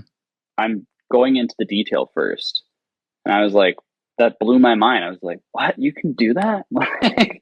And then I had to try it out, and that's kind of where this came from. Like the last part I did of it was kind of that outline around it. And yeah, I don't know. I liked how it turned out, but I guess I don't know how well it could apply to like being a design or being on like a piece of merchandise or something, Oh yeah, which it would totally work. is another way to think about I think things. there's definitely a line here. Like you could print this on a shirt easily. I just think that there's not the thing you don't want with an outline is that it all of a sudden flattens everything and makes it look like a sticker. Yeah. Because you can use line, but just different line weight. That's how I approach things most often. Is I'll just have thin lines and then thicker lines, and then that's how it looks more realistic. You know what I mean? Yeah. Like really thick lines and shadows, and then that one line is now more mute. It's less powerful. Yeah, I think I need to work on that more because mostly I've been like when I'll make a piece, I'll usually just use like, especially for physical stuff. Like I've only recently gotten into the digital world of art, and I before that I would usually make a piece and like maybe I'd use a thicker outline for the outline or a thicker pen for it, like a thicker micron, whatever. But mostly I would just use like the same size and I would do the whole thing in just like a very fine line. Yeah. No, try it. And then when you're in outline mode, if you approach it that way, it's all about one solid line. And when you're doing hatching and shading, you can do more strokes and it can be a little more like that. So okay. I mean, I think a lot like a tattooer. So I literally watch like how they tattoo, right? They pull a line. Right. So like I think like that when I'm doing it. That's cool. That's cool. Yeah, totally. And while we're here too, let me tell you things I like about this piece. And I also like these inverted versions. I think they're really cool. Yeah, okay. The shapes, man, like it all comes down to that. So you have all these negative space, negative pockets, but like the like jagged kind of styling of everything is consistent throughout. Like there's no like you don't want shape language that basically it's like, oh, there's a lot of round parts here and then there's a lot of jagged parts here if it's not like really thought out. Here, everything is consistent and like it really like has that power. And then I love the artist Robert Williams. He uses a lot of jagged edges like this. Like I see some like Robert Williams in this that you probably aren't even aware of. And he's I don't know who that is. He's like my favorite artist, definitely top 5. So like when I saw this one, I was like, holy shit, this is great. Like way to go, Vin. Oh, thank you. That's cool. Yeah, I really like this piece. It's one of my favorites of yours. Appreciate that. It's definitely mostly inspired by I follow this guy on Instagram who has an art page, and I don't know how to say it, but his page is God, let me think of it. It's like Vayug art. I think it's his name. It's his last name. It's Vaiug art, and he does like these really just pointy guys, lots of spiky stuff. So I was just like looking at a lot of his pieces, and that just like came out of me. But it doesn't look like this. Like his stuff, it's a bit different, and it's just like black and white, and really like the body section of a piece is really full of lines. And I really like how they're not like super 3-dimensional images. They're very like 2D, but they're just like very full. And I can't think of how to describe it, but it just really gives you like a weird wilderness vibe when you look at them. A lot of them have something to do with a tree. They're very like, there's like tree branches and spiky things. So that was definitely the vibe that I was going for with this. Just like pointy guy. Love a pointy guy. You know. Yeah. All right. So then we got, these are 2 covers, right? Yeah. Mm-hmm. All right. What's this one on the left? Yeah, so the one on the left, that's the benefactor art. And I actually have the physical of that, so you can see like how big it is. And oh man, that's tiny.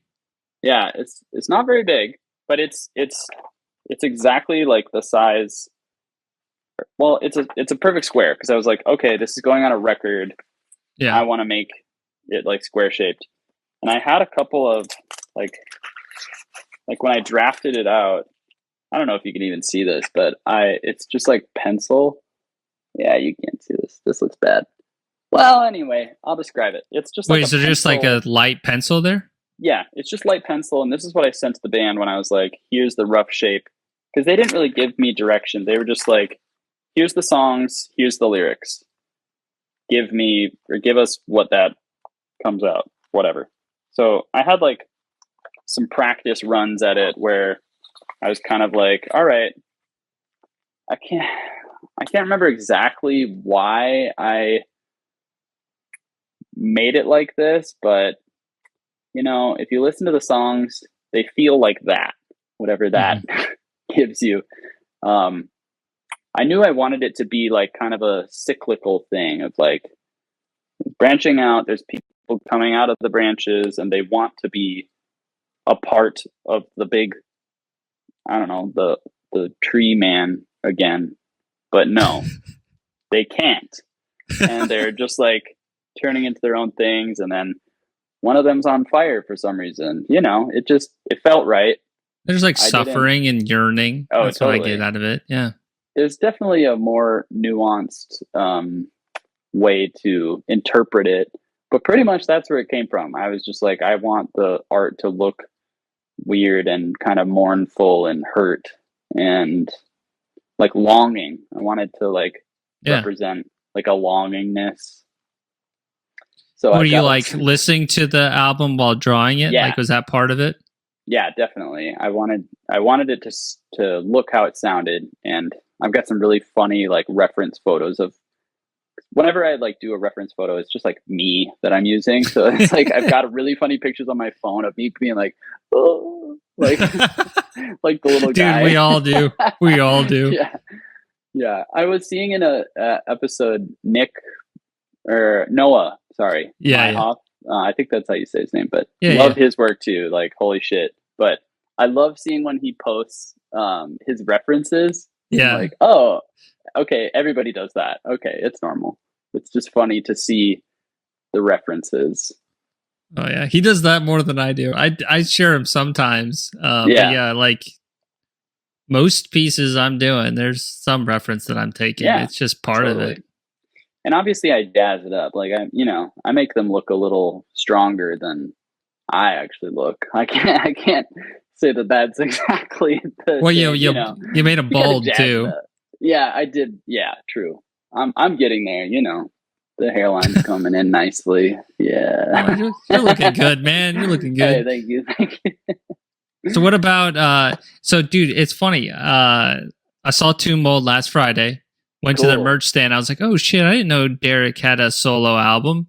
And then I was like, who did this cover? I was like, I don't recognize the artist. And it's like, holy shit, it's you. Like literally the next week. I forgot to grab it on my way out because it's probably like really like pretty like acoustic and classical stuff, right? Yeah, and it's like fingerstyle. It's really fun stuff. Like same he's thing. A great player, man. Oh yeah, he's amazing and such a sweet dude. Like he's become a great friend over the years, and he's got such a voice behind the guitar, and the arrangements are so just like fun and playful and very just freeing feeling. I knew as soon as I heard them, I was like, okay, I'm not getting a lot of direction, but somehow I want to incorporate like dancing into the art. I don't know how yet. I had a couple earlier mock-ups. I had a couple earlier mock-ups where like the original design was kind of like it's like a close up of like the inside of a hand, and then on the hand there's two people dancing, and then one of the people is like actually a person, and the other one is kind of like, back to my bullshit. It was like the top of the art was like this root structure, and then coming down, it was forming like a little root person to like dance with the guy. And it was kind of cool, but I don't know. I didn't think it was quite right. So I scrapped that one. And then I was like, all right, we're going for the mountains and the guy longingly looking up at the sky. So yeah. With the people dancing. Yep. Had to throw it in there, just a cute little element. And I like that detail a lot. That's clever. Yeah, thanks. It was fun to make. It was also very scary because I just never really, I think at that point I had already done this Benefactor one. So I had done an album cover before. So at least like I had that under my belt, but this was kind of like just nerve wracking. I just, Totally. I just am my own worst enemy with my art. And I've always got this kind of, it's just the imposter syndrome bullshit that I'm sure everyone has, where it's like, really? It never goes away, man. It never goes away. Yeah. But I think too, like doing a shirt is one thing, but an album cover, it's like way more nerve wracking. Yeah, totally. And I haven't done a whole lot of them, so when they come, it's like I take it very seriously, and I'm trying to rise to the occasion and match the music. And I feel like this one did pretty good at matching the music, and he was happy with it. So that makes me happy.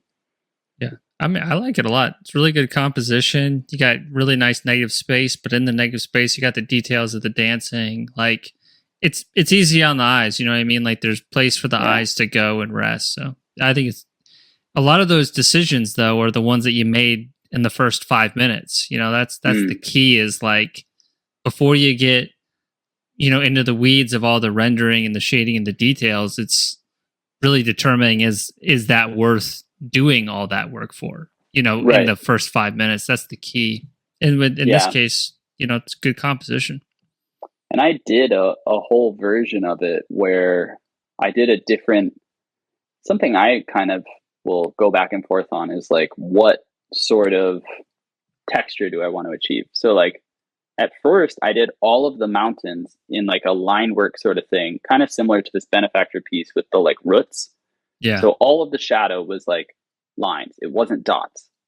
And then I was like, it's not quite right. I'm going to try dots. So then I like scrapped it, started over, and went for that.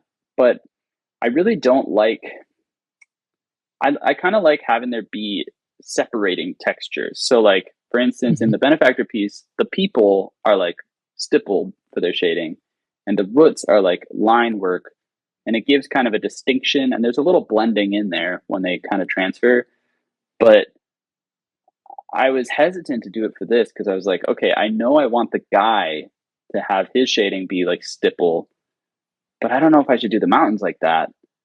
And then I went back and forth and tried a bunch of different things, and it didn't feel quite right. And then I landed on this, and I think it looks better than it did. It looks a lot better than the lines did. I'm pretty happy with it. Yeah.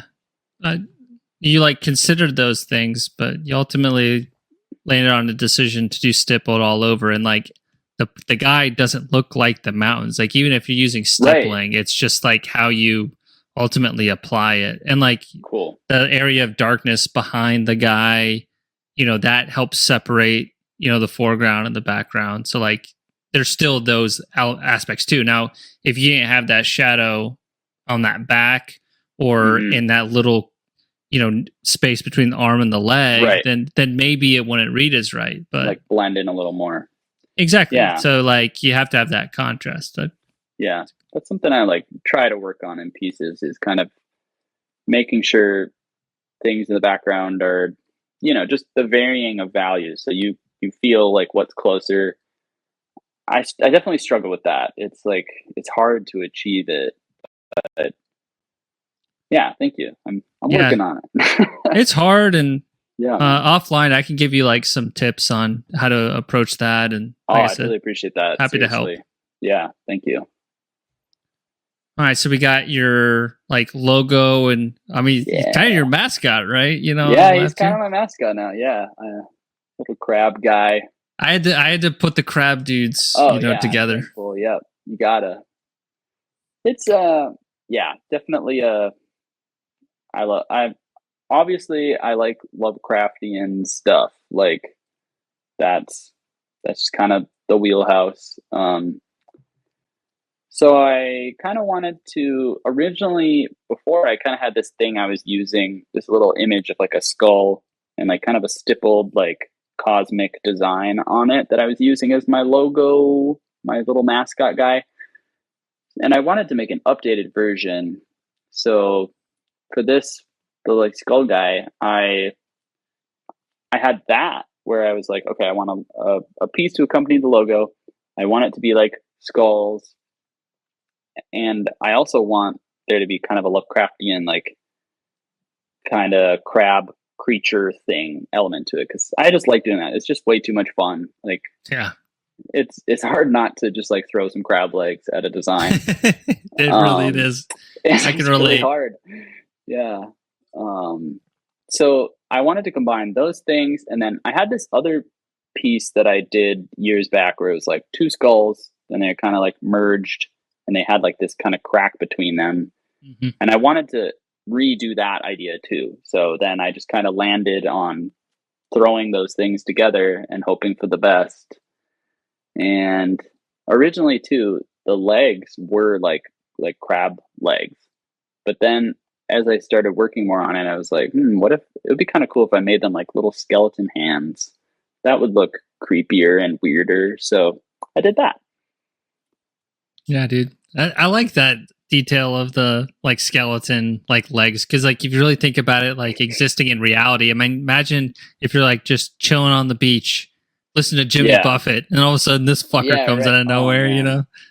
That'd be pretty freaky. Yep. Awful.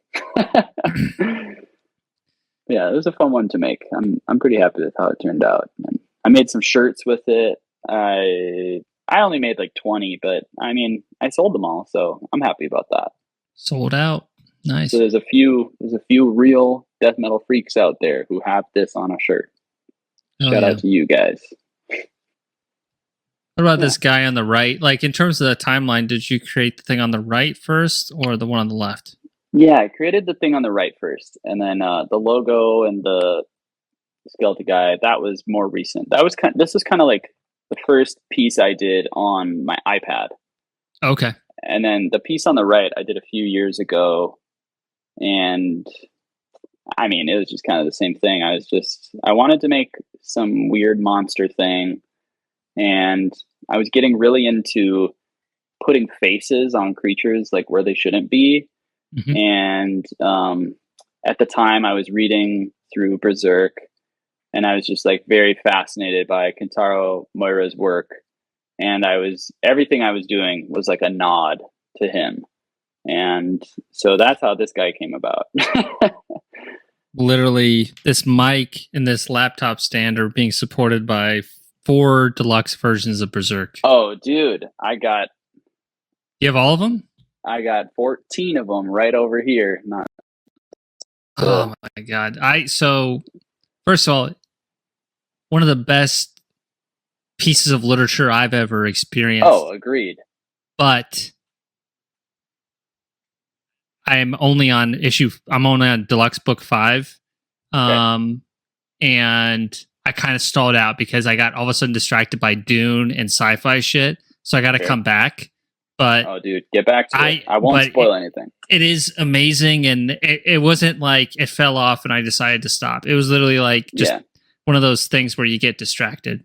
Yeah, just life shit. But I finished all the Golden Arc, so like I understand that.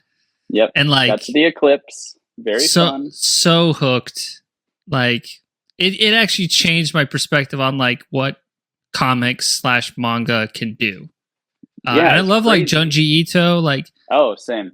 This last like year and a half, 2 years, I've really immersed myself in the comics, and Oh, nice, dude. Yeah, Yeah. I've got a bunch of stuff here. Yeah, I've got Berserk, I've got the Vagabond. Like Oh, I've been Vagabond. I've heard that's very good too. Oh, it's amazing. Yeah, when you finish Berserk, get into Vagabond. It's Yeah. so good. What's the other one that everyone talks about? That's like the Viking one. Vinland Saga. Yeah. Vinland Saga. Have you read I've that? also started that. But Is it good? I haven't gone as into it. I think that Berserk is a very hard thing to top. Like Yeah. I'm like current with it. Every time they drop a chapter, I go on some illegal Japanese website and I read it, and then and then I have to wait like another month or two. But it's fantastic, and I can tell you, like, it doesn't. People will say there's moments where the story, like whatever, there's like a filler arc, but I don't think there's any filler arc. Like it's all good. It's fantastic story. It's so like horrifying. But I mean, do you think the Golden Age arc is the best one though? I don't know. Honestly, I really like the later stuff. Yeah. And I mean, we should maybe talk more about it when you I've caught up. get through it.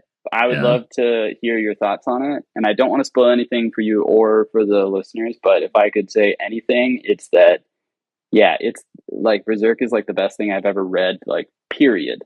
Yeah. And the art is untouchable. Like, Moira was a master of his craft. And dude, how many horses has this guy drawn? You know what I mean, dude? So scary sometimes too. Like the really scary one. Ugh. Yeah, no, the horses are amazing. Like everything is insane. Those horses in perspective, like all those battle scenes, dude. Oh my god. And that's a thing too. Like how I was saying, I reference like Mark Riddick's work if I'm ever like, I don't know how to draw this. Anytime I'm like, okay, I want to draw some armor, I whip out one of the Golden Age era books and I just look through it and I find like someone in armor. And I'm like, okay, cool. That's kind of the angle I'm looking for. And I'll just like try and replicate it through my own lens and like change something about it. But oh my God, we could talk for way too long about Berserk. We got to get out of here. You don't want to hear me autistically rant about Berserk anymore because I will do it. I mean, I wasn't complaining, but I feel you. I don't want you to spoil anything. So I'm with you. It's just the best existentialist literature. It's so good. Anyway. All right, so we got 2 slides left. We got a Meat Shoe logo. Yeah. So this is a Fargo band, kind of like a chaotic hardcore band of like some people in Fargo I've known forever. Cool Great stuff. Name. And so good. I should have sent you the piece that like accompanies this where I've seen it with the actual boot. Yeah. Yeah. I meant to grab that. I forgot to. I should have sent it. All good. But yeah, this one, it's back to the root thing. I really like just draw. Well, both of these, I see why you put them together. I really like drawing like these kind of root vine systems that interlink. And I don't really have a plan when I start it. I'll have a vague shape, but I don't really know what's going to overlap. Like my like pencil drawing of this, like especially the one on the right, is just like an outline of the shape. And then I kind of get in there and like really slowly put it together. It's fun to do. It's so like meditative. I like I really like the thing on the right. Like it's just a really good concept. And I like that it's like this creature that you don't know if it's like a good guy or a bad guy. You don't know like its intent, but it's like kind of like hovering over the person. Like, is it consoling the person or is it like scaring the person and making them like tormented? Like, I don't know. I there's like a power in just that idea and concept that I really like. Yeah. And is it like coming out of him or is it like entering him? Yeah. You know, that's kind of, what I was going for. And I just thought it was fun. And sometimes I'll get really obsessed with like a quote. I'll be like reading something, and this one is from Albert Camus, who's a French existentialist that I have also been on other podcasts talking way too much about. And I just love his work, and I will like obsess over a line, and then I'll kind of want to create an image to accompany it. So that's kind of how this piece started. Was I just like I loved this line, and I was like, okay, I want to capture that line, and then I made the piece to accompany it, and like wrote out the quote in like a weird hand font. I don't know. Yeah. Yeah, it's cool. Did you? All right. So in the Bus Invaders episode, did you make this on a tote bag or something? I swear I saw this image in the video. All right. That is right. Yeah. Good catch. Yeah. So gotcha. I did. I made like a few of these. I think again, I made like 20 of them, and I like printed them with my friend, and like they turned out a little haphazard, but yeah, I gave one to Josh, and he uses it for like his guitar chords and stuff, and it's sort of held up. You can to this day you can still sort of see that image on it. It's been on a lot of tours now.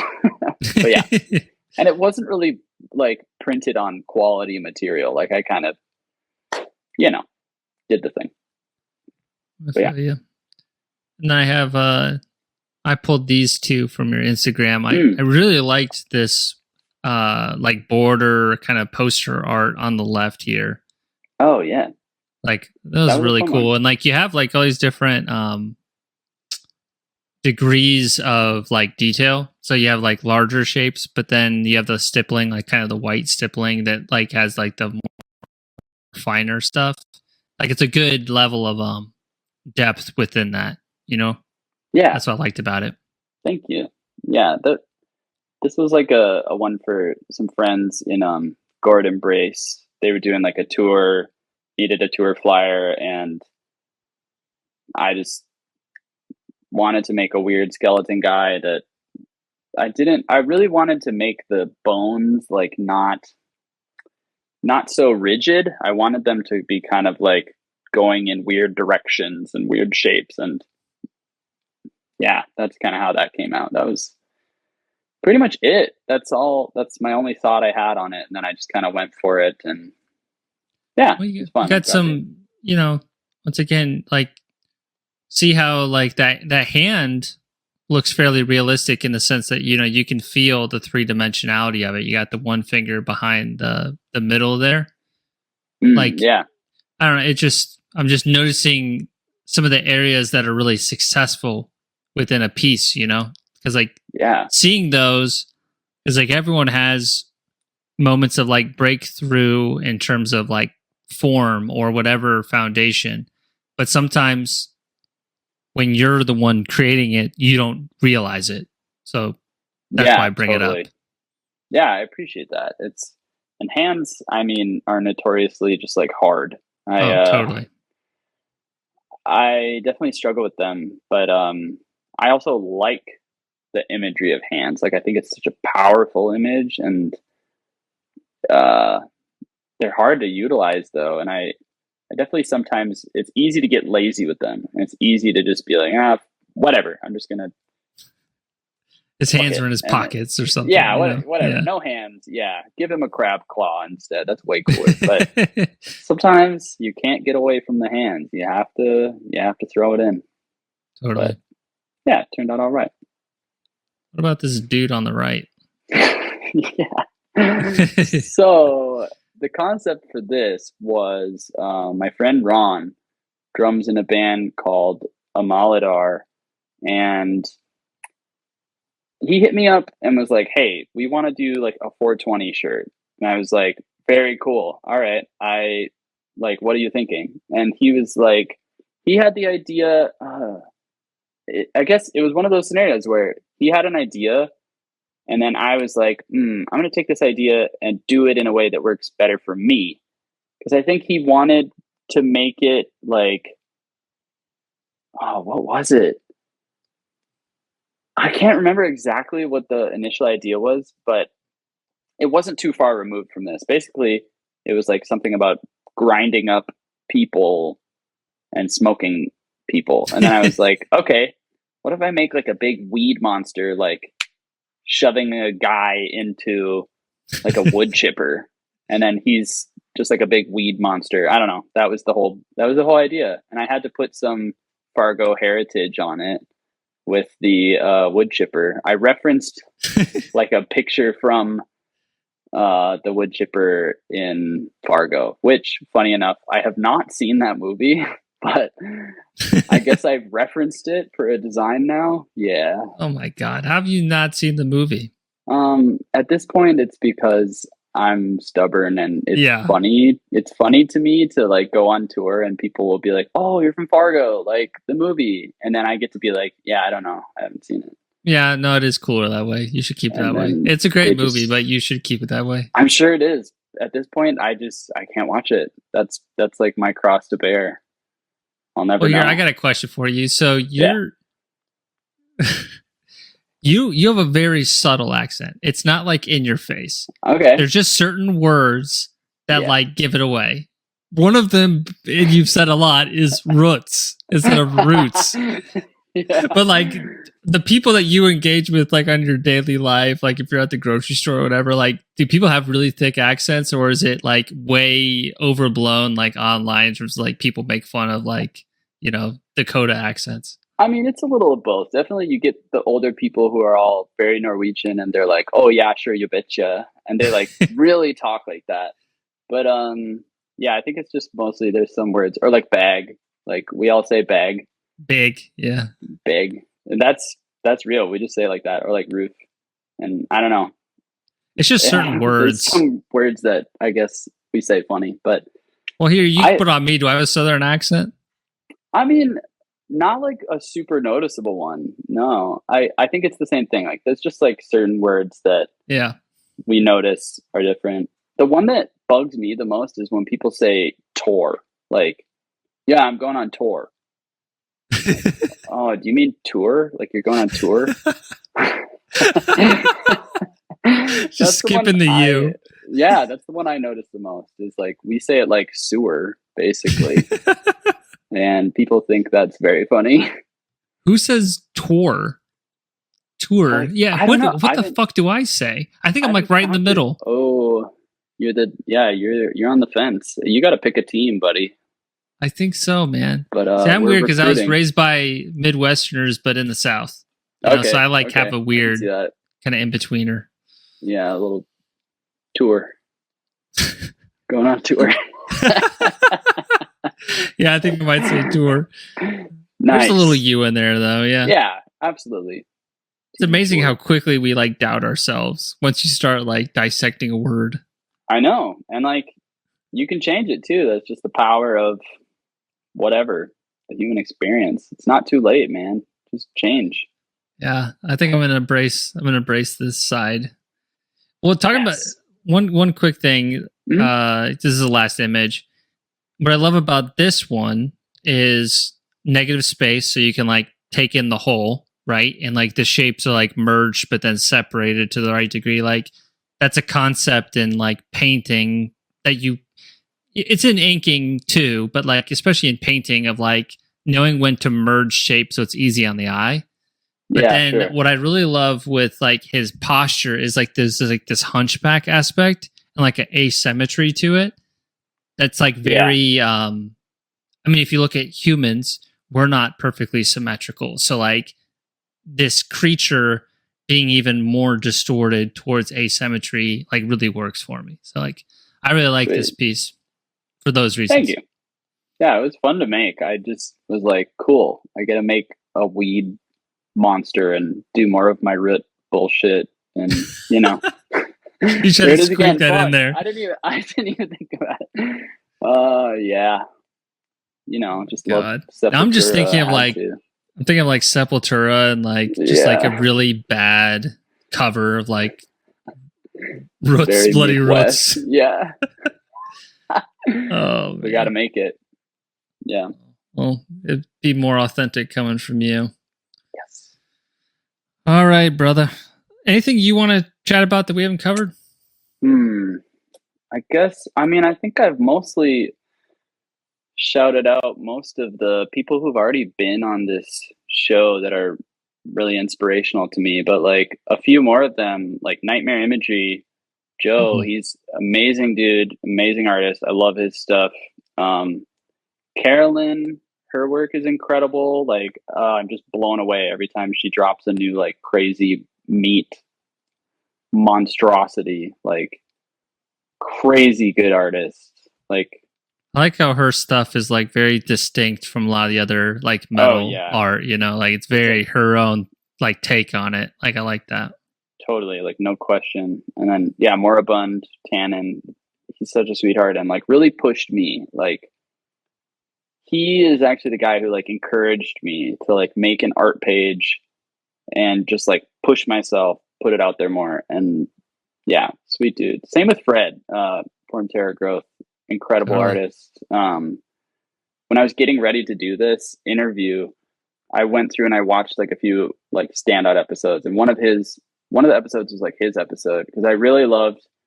I thought that we just have a lot of similarities, being that we're both like in the drumming and the art world, and I mean, he's obviously a lot more established than I am, and I like really love his stuff. But it's just very inspiring the way he talks about art and music, and just such an approachable guy. And I couldn't say it better. The stuff that he was talking about, how like just going to shows and talking to people and being approachable is like such an important part of this. Like most of the people I've done work for, I only know them because I've been in a touring band. Like I'm very fortunate that I get out there and I have the opportunity to like meet people and make those connections. And you know, at the end of the day, you want to work with people you like. And yeah, you want to like their stuff, but also you want to like support someone who's not like a dick. So it just makes it a lot easier. And yeah, his words just really stick with me. Well, that's awesome, man. Well, any words of, you know, your own beyond, you know, giving good praise, but like any words for other people who maybe just want to like, they're kind of like holding back from putting their art out there. Like maybe what would be something you'd say to that person? I'd say just, well, beyond saying just do it, I would say practice, like practice, practice, practice, because I think there is a different element to like with music, you want to really put something out that's like finished. But with artwork, it's like, it doesn't have the same effect as like an album. So like if you just draw and like post it, whatever, like how we're doing right now, like you're pointing out things you like about it, but you're also like, hey, message me if you have questions or if you want to like get more of a critique on it. And I would love that. Like I think that's like what you should be looking for in artwork. And okay, not to go on a tangent, but I recently watched this like thing on Bill Bruford because I'm just, you know, I can't get into something casually. Like I have to obsess about it and like just really dive into it. And he has a quote where I can't remember exactly what he said, but the gist of it is, and I think this applies to everything, not just drumming, but his whole thing is a lot of drummers try to make, they're trying to make it work. They're trying to make the song work, but they're not making the song matter. Like it's a very different thing to just make something work than it is to make it matter. And I think you can approach music, art, relationships, friendships, anything. You can approach it in a way like that's sustainable and you're like, whatever, I'm making this work. But how do you approach it in a way that truly matters? And yeah, I think I don't have an answer for that. That's just the question I'll leave you with, I guess. Pursuit. Yeah, the endless pursuit. Yeah, man. Well, Vinny, this was a pleasure. Obviously, we gotta keep hanging out, keep talking. And, I'd love to. You know, I think this was a ton of fun for myself. So really appreciate you being on, dude. Hell yeah, me too. Thank you. The pleasure is mine. All right. Well, for the audience, please check out Phobophilic. Check out Vinny's Instagram for his art. That'd be Carbon Based Creations. And the tour he was talking about was Skeletal Remains. That is online, so you can see if they're coming to a city near you. But yeah, beyond that, thanks again for everybody watching. See you next week. Bye. Cheers.